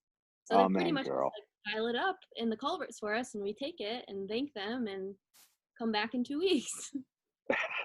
It's beautiful. It's beautiful. And then with adding animals to the property, we've got goats, a nice duck family, chickens that hang out in the wintertime. This is one of their few times of being out. And we also we're blessed with the property owner before me. If he did anything besides burn garbage, he spread a lot of bioaccumulating plants, and he grew comfrey, plantain, chamomile. There's primrose, St. John's wort, yarrow, like growing just everywhere on the property. Nice plants to just be adding to our mounds every year and just being able to mulch with a lot of our existing material. We have a lot of hardwood, so there's a lot of nice maple leaves in the fall and the spring. That's always a big task. And making ferments with these really helps to spread it out. We make bokashi on the property. It's one way that we can help spread our bokashi is amazing, and we definitely need to talk more about that in the future, because that bridge between aerobic and anaerobic is so critical to fast soil building. And Alan Atkins has done some amazing work with this stuff, and it so helps in bouncing geological time to human time. With a little bit of that, you can actually bounce your soil so fast forward, it's not funny. So yeah, keep going. I'm sorry. Yeah, we use this in all of our animal bedding. We throw it in there periodically throughout the winter. It helps break down our piles when we're using our tier system, moving piles of compost around, always throwing a little bit of bokashi. We do a lot of myco remediation with blue oyster, and Kingstropharia. That's helped a lot. I haven't seen any of them pop up yet because we just started doing this last season, but the mycelium and it's just, it's all helps with our piles. We just need to keep adding life.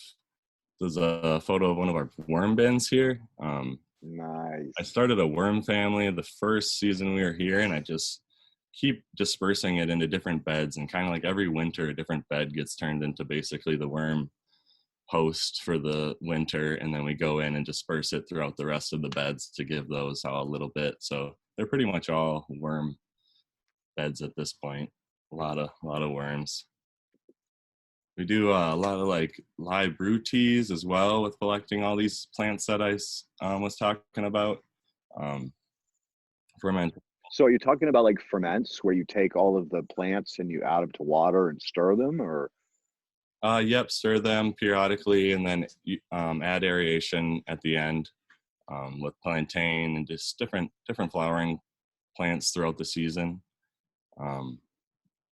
Yeah, I got to play with some fresh sea kelp lately, where I took the fresh sea kelp and I put it in a bucket of water and let it ferment, and it got a little stinky and it got a white foam on the top, but when I microscoped it, oh my God, it was amazing. And ferments are really critical in building soil, and anybody can do it. You can just throw plants in a bucket of water and let them sit, and they break down, and then the biology sets in, and then you can use those to supercharge your soil. So fantastic, dude. And I love what are those, pumpkins? Yeah, those are our prize pumpkins for the year. They Nice. are working Nice. ones. Worms seem to really like that, and we haven't had any seed pop up, so we know that they've been totally consuming it, which is nice. For our small greenhouse we have here. Some of our vermicomposts that we're using. God. Sometimes Look at we the don't have- aggregates.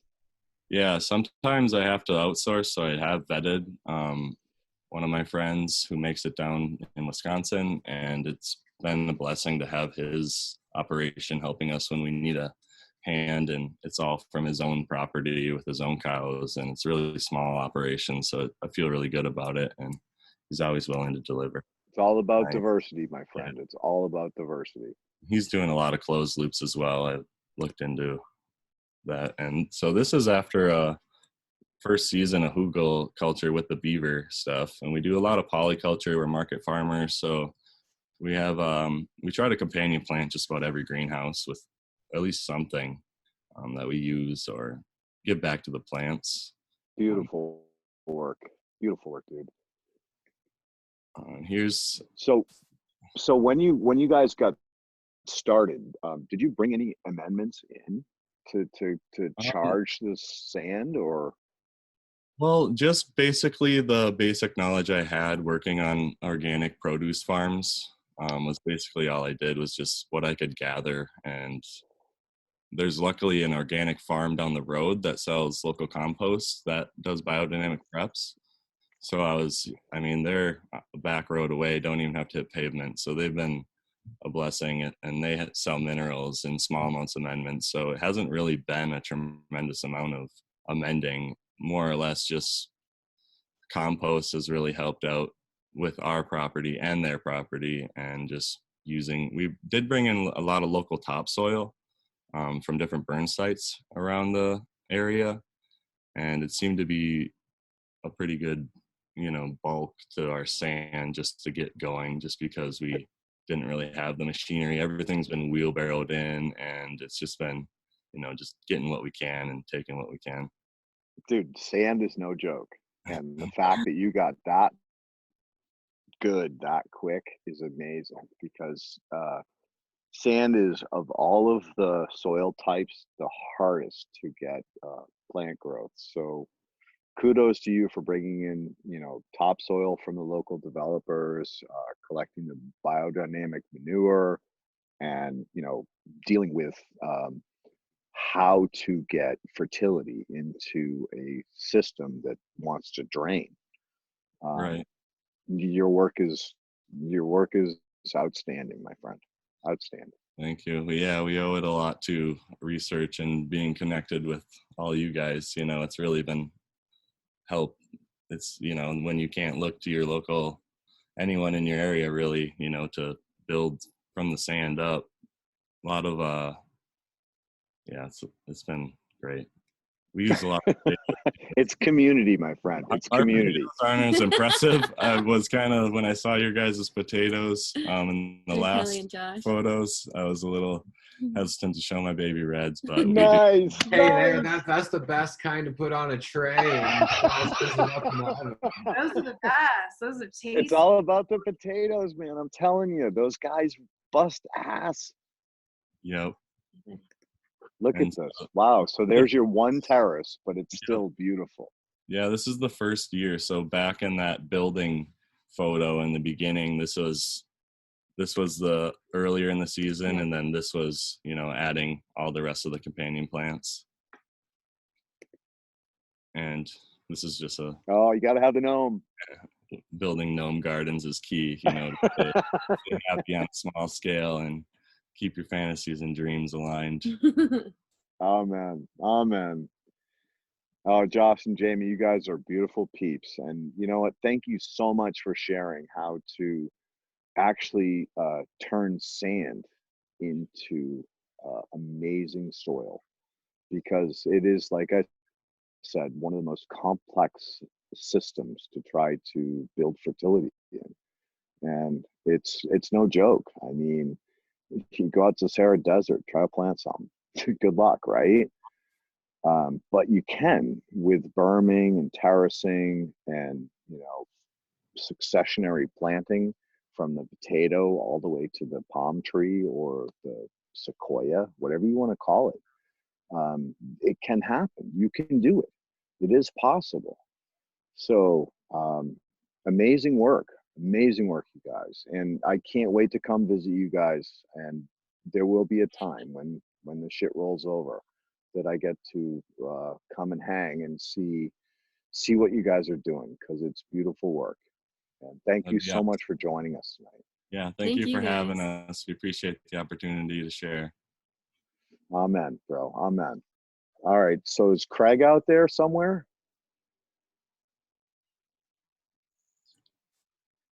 Craig, are you there?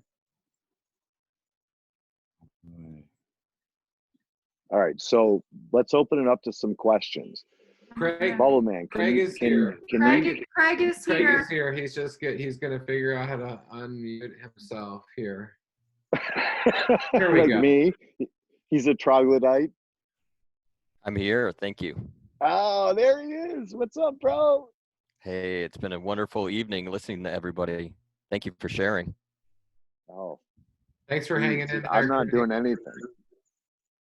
You guys are doing the work. So let's dive in, bro. You're on the top of a mountain. All right. You're back in Humboldt County. We're back in NorCal where we started. And you took a farm over that was clay and rock and extreme weather. So where did you start? Yeah. Well, actually, I'll give you a little more of a snapshot where we're at. We're about 11 miles from the ocean, and at about Hey, 18. Bubbleman, can you put up some pics? Oh, I don't have any pictures. Oh, okay. All right. We're about 11 to 12 miles from the ocean, and about 1,800 feet above sea level. And we're at the confluence of two rivers that flow out to the ocean. So if you look to the west, we are, you have a series of fir trees. And if you look to the east, it's grasslands and oaks over the mountain ridges. So we have really, really nice wind and breezes that happen throughout the day and really nice air exchanges. But the land we purchased, it's kind of on a northeast face. As most of you know, Humboldt County has been kind of mecca for cannabis growing and back to land movement. And the south-facing land that had water, that is really, really high dollar land. And that was scooped up a long time ago. And if it comes for sale now, it's really, really priced out. So at the time when we purchased, it was early 2000, 2002 or so. I knew exactly where I wanted to be, what mountain, and realized that this piece of property came up on the northeast ridge of the mountain. And at that time, that's when indoor growing was really prevalent in Humboldt County, because we were pushed out from the clearings into the forest, and then even the forest with the helicopters became so prevalent that people were forced indoors to grow. So this property had indoor grow scenes, and it was pretty heavily forested, but it was a value for us.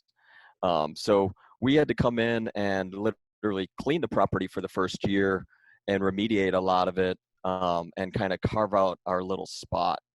And then from there, as we moved in and built our home and site and everything, we had, of course, our little family veggie garden. But the laws of cannabis were really uncertain. We had Proposition 215, which had so much gray area to it. You didn't really know how you could scale, and scaling was all on a whim of whatever the sheriff was doing that year. So some of the scaling happened with smart pots or containers that you could put in the sun, drag out back underneath the trees, and so forth. So as we built out, it was during uncertain times. But now with legalization, we've been able to transition and dump those smart pots out and go into hugelkultur beds and more traditional style where our roots are in the ground, and we're really embracing that way of the certainty we have now. And it's taken a little time to get to that point where we could actually make that happen. And, I've got a couple things on my mind. I want to really throw out a huge thank you to Chris and Chris, who started the Living Soil Symposium. And that's where a lot of this network of farmers and people and folks all came together. I didn't make it that year to Oregon, but one of my folks that was on my farm that year did, and came back with so much knowledge. And we immediately started building hugel beds and setting up compost tea brewers. And I just want to really thank Chris and Chris for getting that started. And then that's where, Jesse and Dan brought on the Regenerative Farm Award. And I got to meet Dragonfly and Josh and Kelly and so many other amazing folks. And that's kind of part of the whole evolution of the soil. It's not just the land and the story of that, and it's the knowledge share and bringing us to the point of the evolution of how cannabis is grown in general. 25, 30 years ago, we did forage for our inputs. We were packing way into the mountains and grabbing whatever was within about 100 feet of our garden, other than like a bag of chicken shit we would pack in.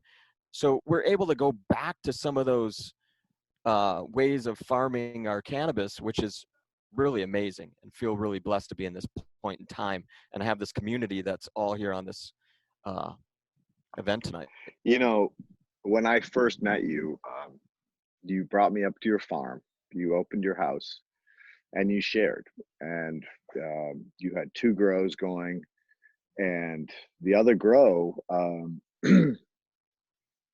your lead grower was taking plant juice, fermenting it anaerobically, and then he threw it in this 250-gallon brewer and brewed it out. And I was like, what you doing, bro? And he's like, oh yeah, I'm brewing this shit out. And I was like, okay, why? And he's like, well, it's fermented. And I was like, oh my God, dude, you're taking like what I do with fish shit that smells like crap, and you're brewing it out to an aerobic smell, and then you're applying that? Holy shit, where did you learn this stuff? What are you doing? And he was spot on. Like he was doing it through intuition. And I think all humans have that intuition.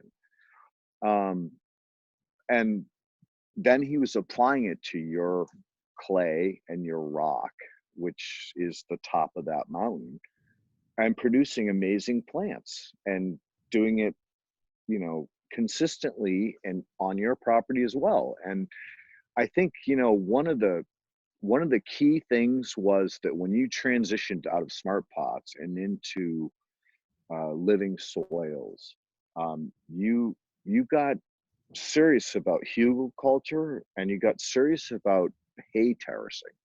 So I really want to talk about like what you did with hay terracing, because I think anybody can do this anywhere. And I know for fact, because a buddy of mine who is a worm herder used to take hay bales and go to his organic farms, and he would build these like hay rings, and he'd throw a whole bunch of fucking forest inoculum and all this other stuff in there, and then he'd throw his worms in there, and then the organic farmer would throw all of the drops and the excess produce into those like hay bales, and he created these amazing worm compost or vermicompost, as well as created these perfect zones for plant growth. So can you talk a little bit about your hay terracing techniques? Yeah, for sure. And what we learned is with the ground we're working with, we really need to stay on top of the surface to build up from. Digging down takes machinery. We're just not going to be able to chip into the rock. And it gets anaerobic. Yeah. Yep. And so what we can do is we have a lot of steep slopes, so we can come off that steep slope by 4, 5, 6 feet, put a hay bale ring around, or just follow the contour of the topography there, and put down the hay bales, or straw bales is what we use, straw bales, and then we'll throw in some rotting wood between that and the bank of the mountain. So you have the bank coming down, we've got our hay bales here, and then we'll start loading material in this side. And we're in such a forested area, and we've got so much brush and plant life, we can just start foraging around and packing that all full with green material over the decaying wood. And then the other thing, like I said, Humboldt County being Mecca, is there's piles and piles. You can go to any property, there's piles of old potting soil.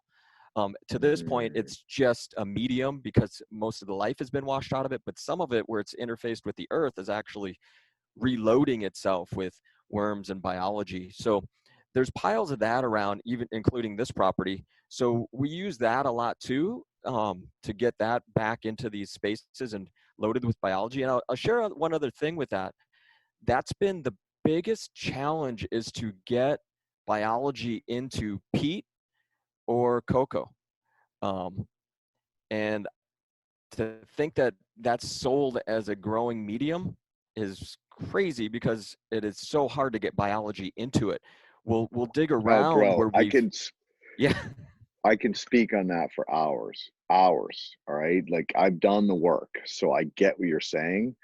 But the beauty is that you're taking these waste streams and reintroducing them back into a soil system where they are functioning again. They're providing a matrix, a system that the biology can attach to and live and function. So, again, kudos to you for taking those waste streams and using them. And and there's no reason you shouldn't. Yeah, and we're also blessed with some of the inputs that we can source right here in Humboldt County. We have a friend with a mushroom farm, so we get his spent blocks. And a mushroom block for us is, he sources the sawdust. It's native tan oak, so that's, again, we're closing that loop, and a bigger scheme of things, not within the farm but within the county. So we're getting these inoculated blocks, and we're using that for building compost, and we're also throwing those blocks in between the straw bales. So these straw bales, we cycle through these straw bales about once a year, and we flip this year's straw bale onto the growing space, and then we bring in a new straw bale. But those bales are glued together with the mycelium. So as soon as we flip that over and put that into the space, the worms come in and everything starts chewing and doing their thing. So we have access to that. And then we're also, Humboldt County is also known for producing amazing grass-fed cows and dairy products. So some of the bigger organic dairies here have manure separators. So they're pulling the liquids off the manure. So we're able to capture that manure, which is really nice because it's much lighter for transport. And when we get it, sometimes it'll sit at the dairy for about 4 months, and we'll capture it. And what we did this year is we used some of that. We'll get that early winter, and we'll cap our beds with that in some spaces. We tried it this year, and it actually, a 2-inch cap kind of locked in the moisture, kept the weeds out. And then we came through and we planted cover crop in that, and it just blew up. Yeah, dude, it's the anaerobic. It's not the anaerobic. It's not the aerobic. It's the in between. Yep. And again, it's so important. I mean, this is where humanity is failing to understand how soil works. It's not about like, oh, I'm all aerobic or I'm all anaerobic. It's about like, hey, the in between of using anaerobic ingredients to making it aerobic, and making a matrix that is allowing the biology to plume, to grow out. And so I was so excited to bring you on and talk about your mountaintop, because you had clay and you had rock. You did not have a lot of love up there. and you turned that shit around. I mean, your hay terracing, your cardboard, which I would love to talk about a little bit more, and how you use it to dry your plants. And then when it's spent, you use it to build soil again. And Yep. so, these are beautiful closed loops. And so speak a little bit about your use of cardboard. Yeah, so most folks know that are in the cannabis industry about the black and yellow tote. We don't own one. We prefer to use cardboard boxes, and we will use those for bucking down into. We actually cure in the cardboard box in a controlled room, a locker. So instead of having, say, 50 black and yellow totes that you have 50 microclimates you have to check and deal with all those bins, we have a humidistat on the wall, and we can have 150 boxes in that room, and they're all going to be whatever it says on the wall, because they're all breathing and interacting with whatever that is. So we'll use those cardboard boxes a few seasons, and then we'll even ship product. It's a proper size for shipping our product out once we have it sealed up and so forth. And then they'll be used for stick, or some of these other things that we're doing for processing. And then finally, they'll end up as walkways in our gardens. And, there was a little bit of talk at the beginning of the show about contaminants and so forth, but with the amount of biology, Leighton, I feel, you spoke to this a little bit. I'm not really concerned about that. You've got pill bugs that can digest heavy metals. You've got all the biology really chewing all that up and digesting it. So for us, we're scrutinized with cannabis testing standards being so high. We've never had any issues, and we're a big fan of it. And I encourage anyone to go into their backyard, wet down a place along a fence line, throw down a cardboard box, maybe put a brick on it or some wood, and just do an experiment. And it's that interface. And I'll talk about that interface again about under our straw bales, where our straw bales meet the earth. When we go to flip those straw bales that I said on a yearly system, it's that interface under the straw bale. We'll get 2 to 3, sometimes 4 inches of where gophers have gone through, worms have eaten. We'll actually scrape that up, and that will be some of our early potting soil. So we're kind of letting Mother Nature do the work for us. And we actually had so much of that this year that we built these 4 new little hugel beds that I'll showcase on our Instagram tomorrow, that we planted, and they just took off running. They were just so dialed in, and playing with that interface, whether it's, I've heard Josh and Kelly talk about rock mulching. We're playing with all sorts of things, all different textures, some old roofing, whatever you have, metal roofing that is, to lay things on the earth and see what's happening at the interface. It's incredible what the biology can do once it's sheltered from the sun a little bit and can have a little bit more moisture. And that's a really important thing that comes to my mind, is to have biology, especially in Humboldt County and in the Emerald Triangle. We have such a dry summer. We get almost no rain. To really grow that biology, you need a lot of water. So we have a rain catchment pond where we are able to capture a lot of water. We can run overhead sprinklers in the summer. So we're not just delivering water to a specific point where we're trying to grow cannabis. What we found from our Smart Pot days is you would have all these pest pressures and fungal pressures, because you have this amazing oasis in an arid flat where the only water is coming right to the base of the plant, where if you start treating your entire farm and growing space as a living biome, then your pest pressures are maybe over at your neighbor's house. And it's really important to really consider the use of water as being so critical to keeping this biology alive. We need it, and the biology needs it as well. Oh, dude, beautifully said. And you know what? I got to plug Tina from Lala Gardens. She's making these clay balls, which are, I believe they're Jadam. So she's adding different ingredients into the clays to encourage biology.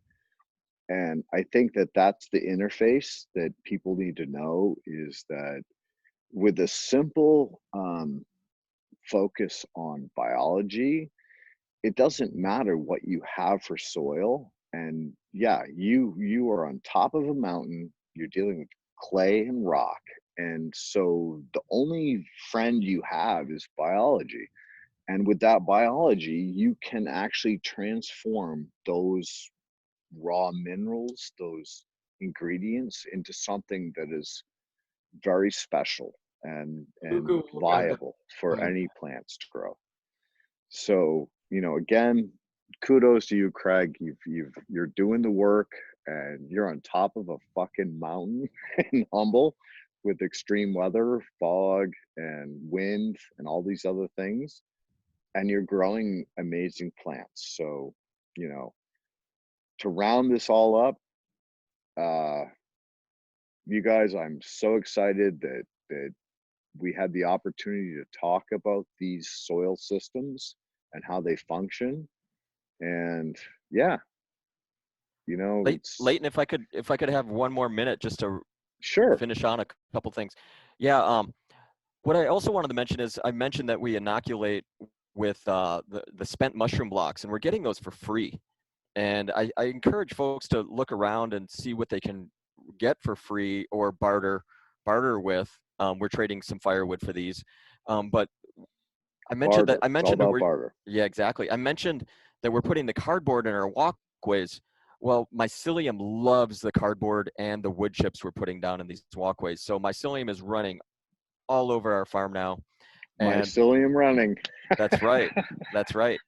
And being on the mountain, also it's the runoff of the water, so that really helps get the water into the earth and slow it and keep the it's a microfiltration happening. Yeah, it's water harvesting 101. How do you slow water down? How do you collect water? How do you store water? Exactly. So we've water harvesting is all about like creating a system that slows it down so that you don't lose it, you don't erode, you actually collect it and slowly admit it back to the soil system and the groundwater.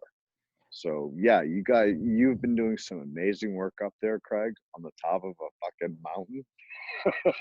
Yeah, and to speak to the mountain as well, you know, it's not only water that we try to slow, spread, and sink as it comes down the mountain, but it's the materials as well. Our compost pile, our main compost pile, is at the top of the mountain, so the wheelbarrow can keep bringing it down. And then also we're use gravity. Yeah, right. And then the big madrone trees we have are, you know, we'll let the leaf blow into the ditches, and we'll harvest that and keep bringing it down. Mm-hmm. But the other thing I wanted to share with everyone, actually two more things, kind of excited about this, is this book. Jesse Dodd from BioVortex, he's actually one of the characters in this book, and it seems like a silly comic book, but it is so amazing. It's sold out right now on our local website at regenerativeCannabisFarming.org, but you can find it on Amazon at the moment. And I know you guys were talking about biodynamic compost. There it is. It's laid out. There's the bunny teaching you how to do it. But it has preps. It has everything you need to know about all that. And then lastly, I didn't have any farm pictures, but in this month's issue of California Leaf Magazine, our Voltron has the centerfold. I don't know if you guys can see that. But they did really nice mention of our certification through Dragonfly. And we feel really blessed to be part of this community and this family of farmers. And for us, that's the biggest thing. You know, the California market doesn't allow us, it's very challenging to get our certification out into the public eye on our packaging. So it's events like this, and it's articles like that, and just the community and network sharing, and everyone being ambassadors on their Instagrams. And we appreciate all the support and follows we get. And I'll make sure to post a bunch of what we've got going on the farm tomorrow. You can follow us at Alpenglow Farms 707 on Instagram. And I know everyone here has an Instagram, so I hope you take a second and get everyone's address so we can follow everybody and really sharing is caring in this community, and we appreciate you all. Thank you. Oh, kudos to you, Greg. Yeah, and I love it. And Jesse's done the work. I mean, he's been working hard for a long time, and you know, he created the awards, The Regenerative Cannabis Farming Award. Awards. Yeah, right. So kudos to him.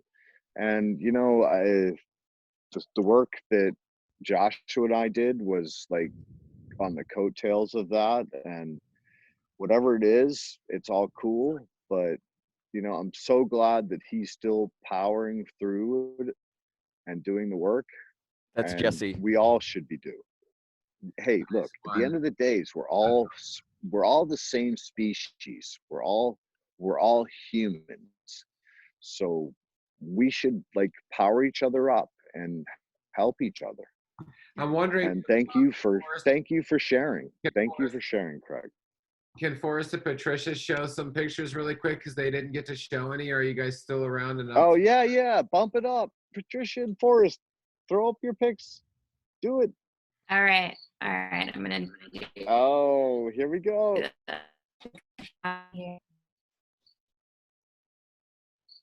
So you guys can see that. Okay. So here's a row of our plants. You can see it looks really wild. We like things pretty wild around here. We love to grow big plants. And we love to be planting flowers in between and perennial herbs. This is something I didn't say before, is we do have a lot of perennial herbs and flowering pollination gardens, and that all goes into teas that we brew. And, you know, if I see a herbal plant has like a bunch of smelly chirps going on, I want to add that to my tea, and like beautiful flowers. So that's something we do. Here's one of our compost piles. You can see it's very high up. This is a biodynamic pile that we side the fresh hay on. Underneath it was a bunch of sticks and kind of like a hugelkultur, but more stemmy material, smaller material. And then it was built up layer by layer with manure and veggies and grass clippings and hay. You guys are doing an amazing job. There's Forrest loving his plants.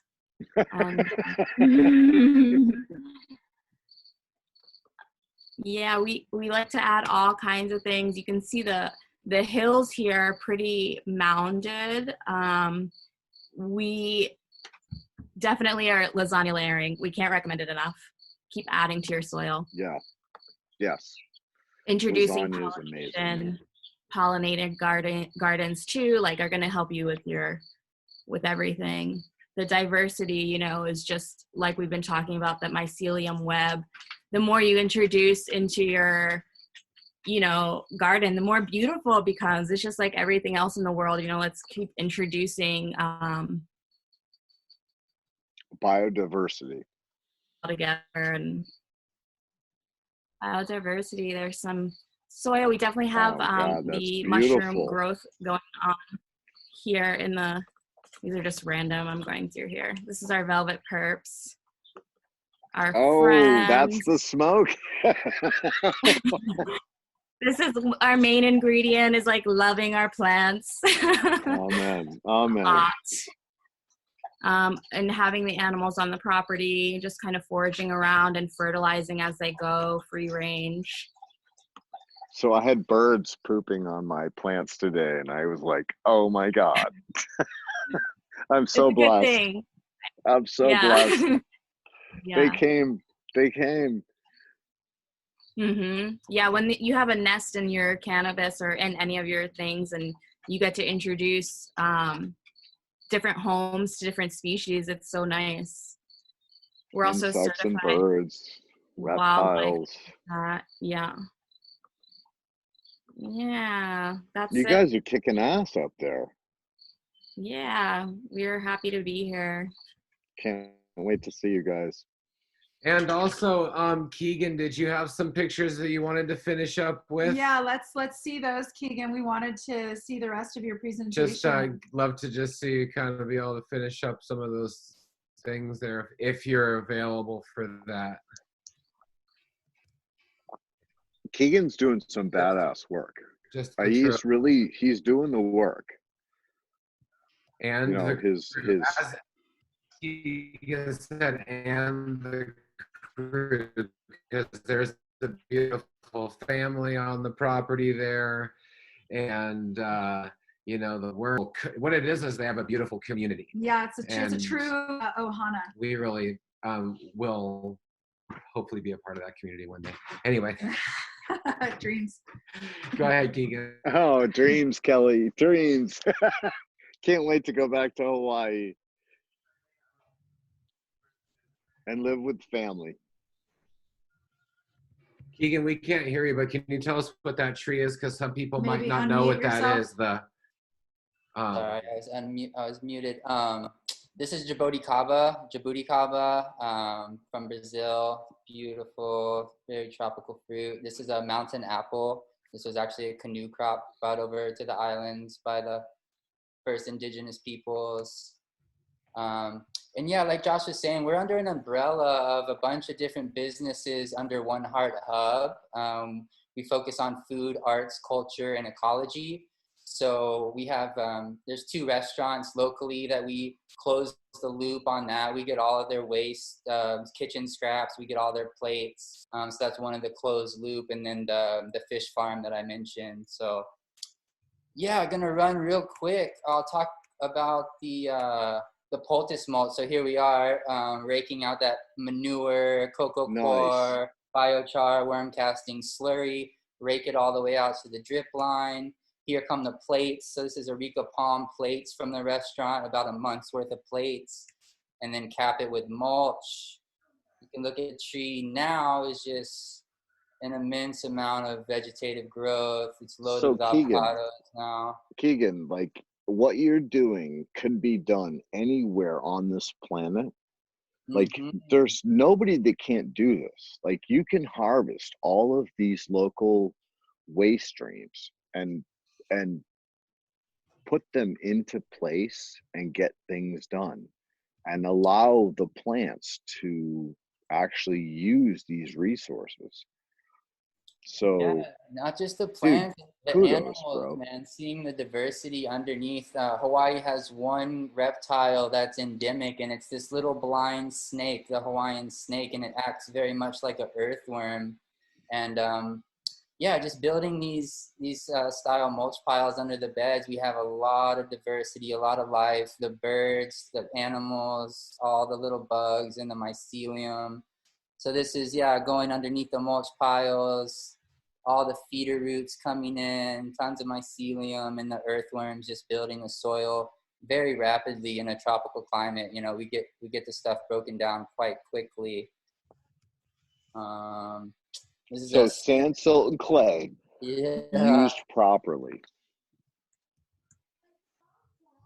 This is a new citrus orchard we planted. So this is the blank canvas. And again, connecting the dots. So there's about 40 citrus trees in here, and we mulch them in rows. So again, we're not compacting. We're not ever mowing in between the trees. This is all an area where the roots can thrive and communicate together, share nutrients. And then we also use this spacing to intercrop veggies, eggplant, and papaya, and peppers, and stuff like that. And now we're starting to cardboard and mulch the lanes in between and do pumpkin for a fall crop in between. It's pretty sweet. Just a pollinator bed here going on. Lots of cool tropical plants. It's like a new tree planting, baby ulu tree, which is another canoe crop. You can see lots of heavy mulch, companion plants, and then a month later, that's the same pigeon pea coming up. When the pigeon pea comes up, we chop and drop that. So it's feeding from above when we mulch it, but it's also fixing nitrogen below. This is a row of papayas, same deal, poultice mulch. Then we fill it with soil that we make here on the farm and then plant it out with veggies.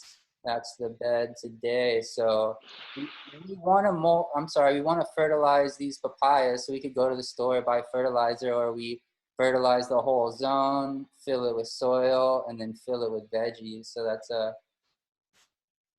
and then yeah, Kelly was talking about our worm operation. So we have this massive structure just dedicated to our red wiggler composting worms. All the food scraps coming from 2 different restaurants, we pre-compost with coconut coir and manure, and then just probably 1 million worms at this point. And we actually sell the worm castings out in the community.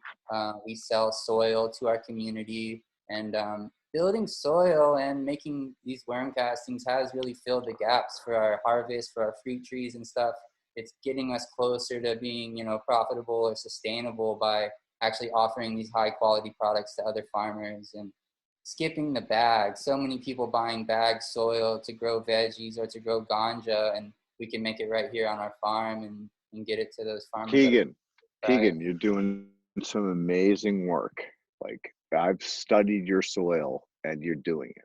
So keep up the good work and make sure that you allow people to understand what you're doing. Like, teach them, because you've done it. Dude, you've done it. Yeah, the other closed loop, the fish farm. So there's the fish scraps. We have them fermenting in these barrels, and all the gnarly fungal growth on top that goes on there. And then we bottle it up, starting to offer that product to other farmers as well. And then this is the byproduct of our byproduct. So once we get all the juice out, we have all these fish bodies, and we layer that in with coconut coir, with biochar, and then with the local soil, and then rototill that and create just an epic product that we call FabChar, which is fish amino acid biochar by bokashi. And then add the spirulina, and it just makes this beautiful compost. This is actually the collarbone to a tilapia right here that you see. And then all the cool fungal growth and the cake. Keegan, I think the one thing you have is an inoculant. So you could send this stuff anywhere on the planet and make it available. And if people can get past the smell and add it to wood chips or their compost, they will have that biodiversity that is so critical to soil building, that anaerobic, aerobic, in between environment of biology. And so in so many ways, you have like bridged the gap between the parties. Like, it's not all about me, it's not all about you. It's all about like, hey, where can we meet in the middle? And you've done it, dude. You've done it.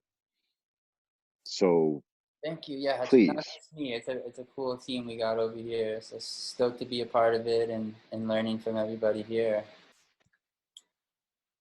Power up, bro. Power up. Oh. You're doing it. Did you finish? All done. Thank you for letting me slide in, Josh. Super appreciate that. Right on, brother. Did you important. get through everything you needed to there? That's good. Okay, sweet. Give thanks. And did anyone else, because we can't really get into the question and answer, unfortunately, and we're running out of time. Josh and Jamie, did you get through all the pictures that you wanted to show everyone? Awesome. Okay, sweet. Good I one. guess Marcus, you're back. So are there any like burning questions from the... Or is there anything you want to like add to the soil love, or do you want to talk about... honestly, I was just really happy to hear everyone talk. It was super interesting the way all of you have such different terroirs. Like it almost like you couldn't have picked like more differences than what you guys are all rocking, which made for a pretty interesting conversation.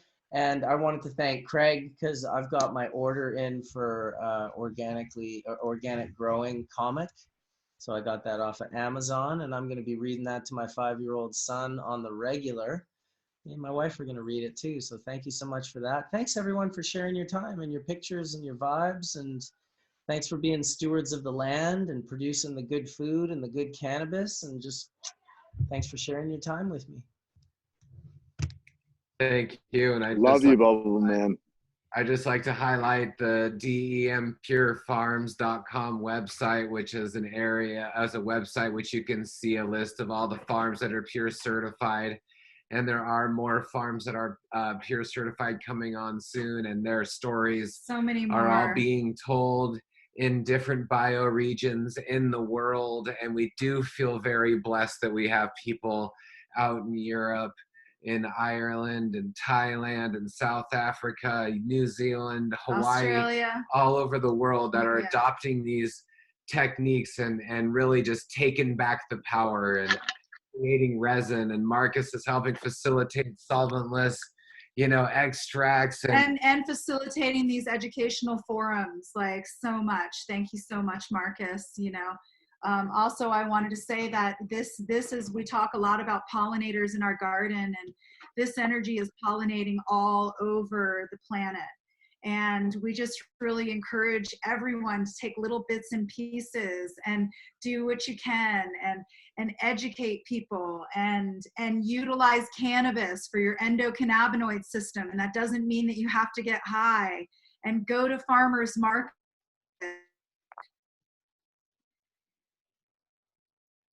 Support brown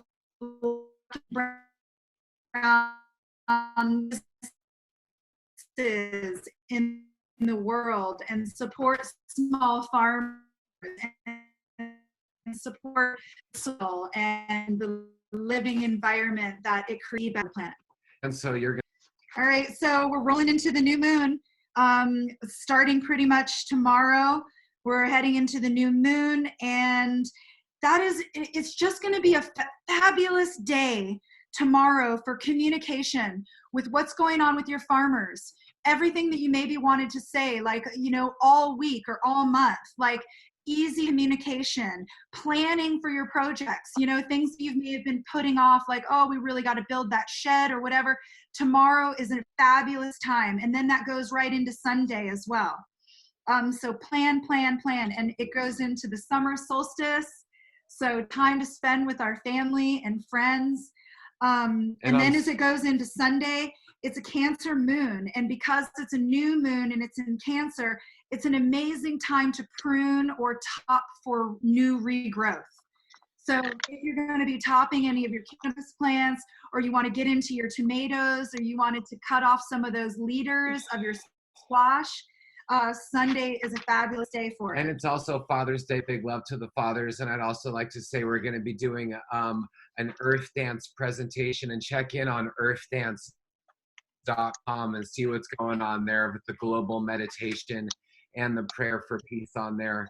And that's just a beautiful community. So big up on the solstice for the fathers and the Earth Dance. And then in Monday, it starts to move into a planting day for any kind of juicy roots, things that are under the ground, your yak cones, your potatoes, your carrots. You can get really juicy parsnips if you hit them on that day. And then moving into Tuesday, it's really good time for pruning for no growth. So if you want to cut, some of your old perennials that have already spent, that are already flowered out, it's a fabulous time for all of your herb harvesting to hang them up. It's going to be a great day for drying, Tuesday and Wednesday, and then hopefully we'll see you guys next week on Thursday.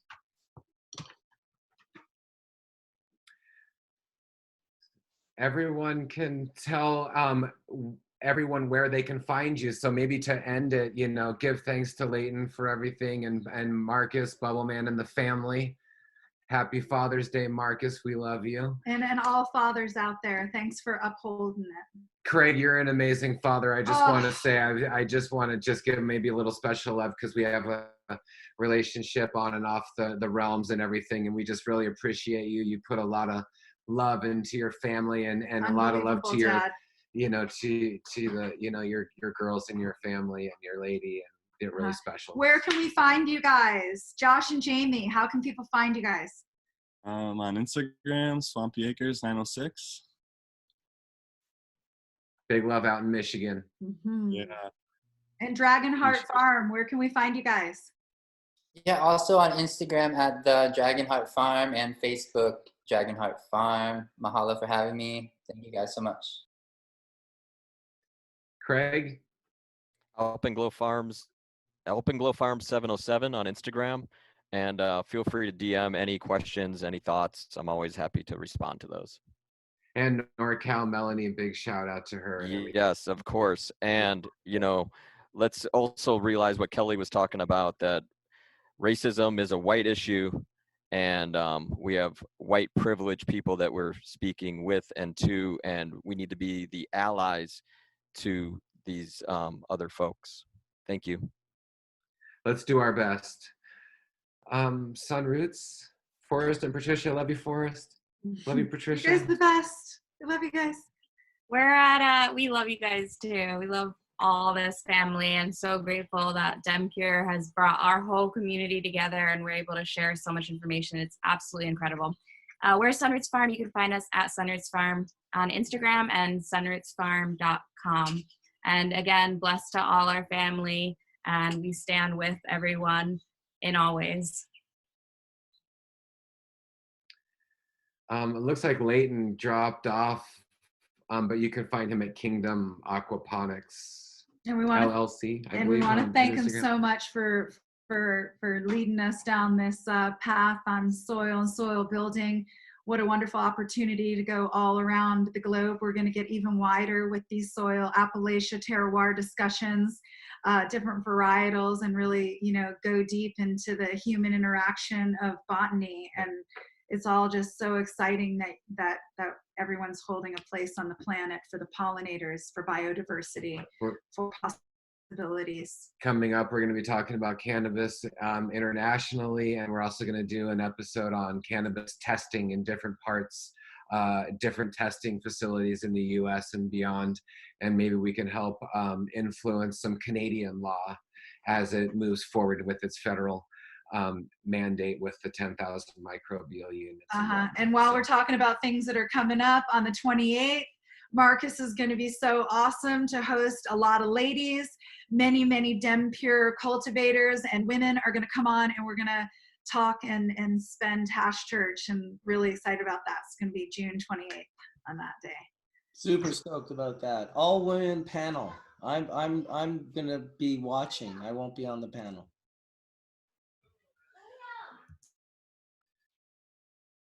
All right. Thanks, everybody. Have a great evening. Night. It's 8:40.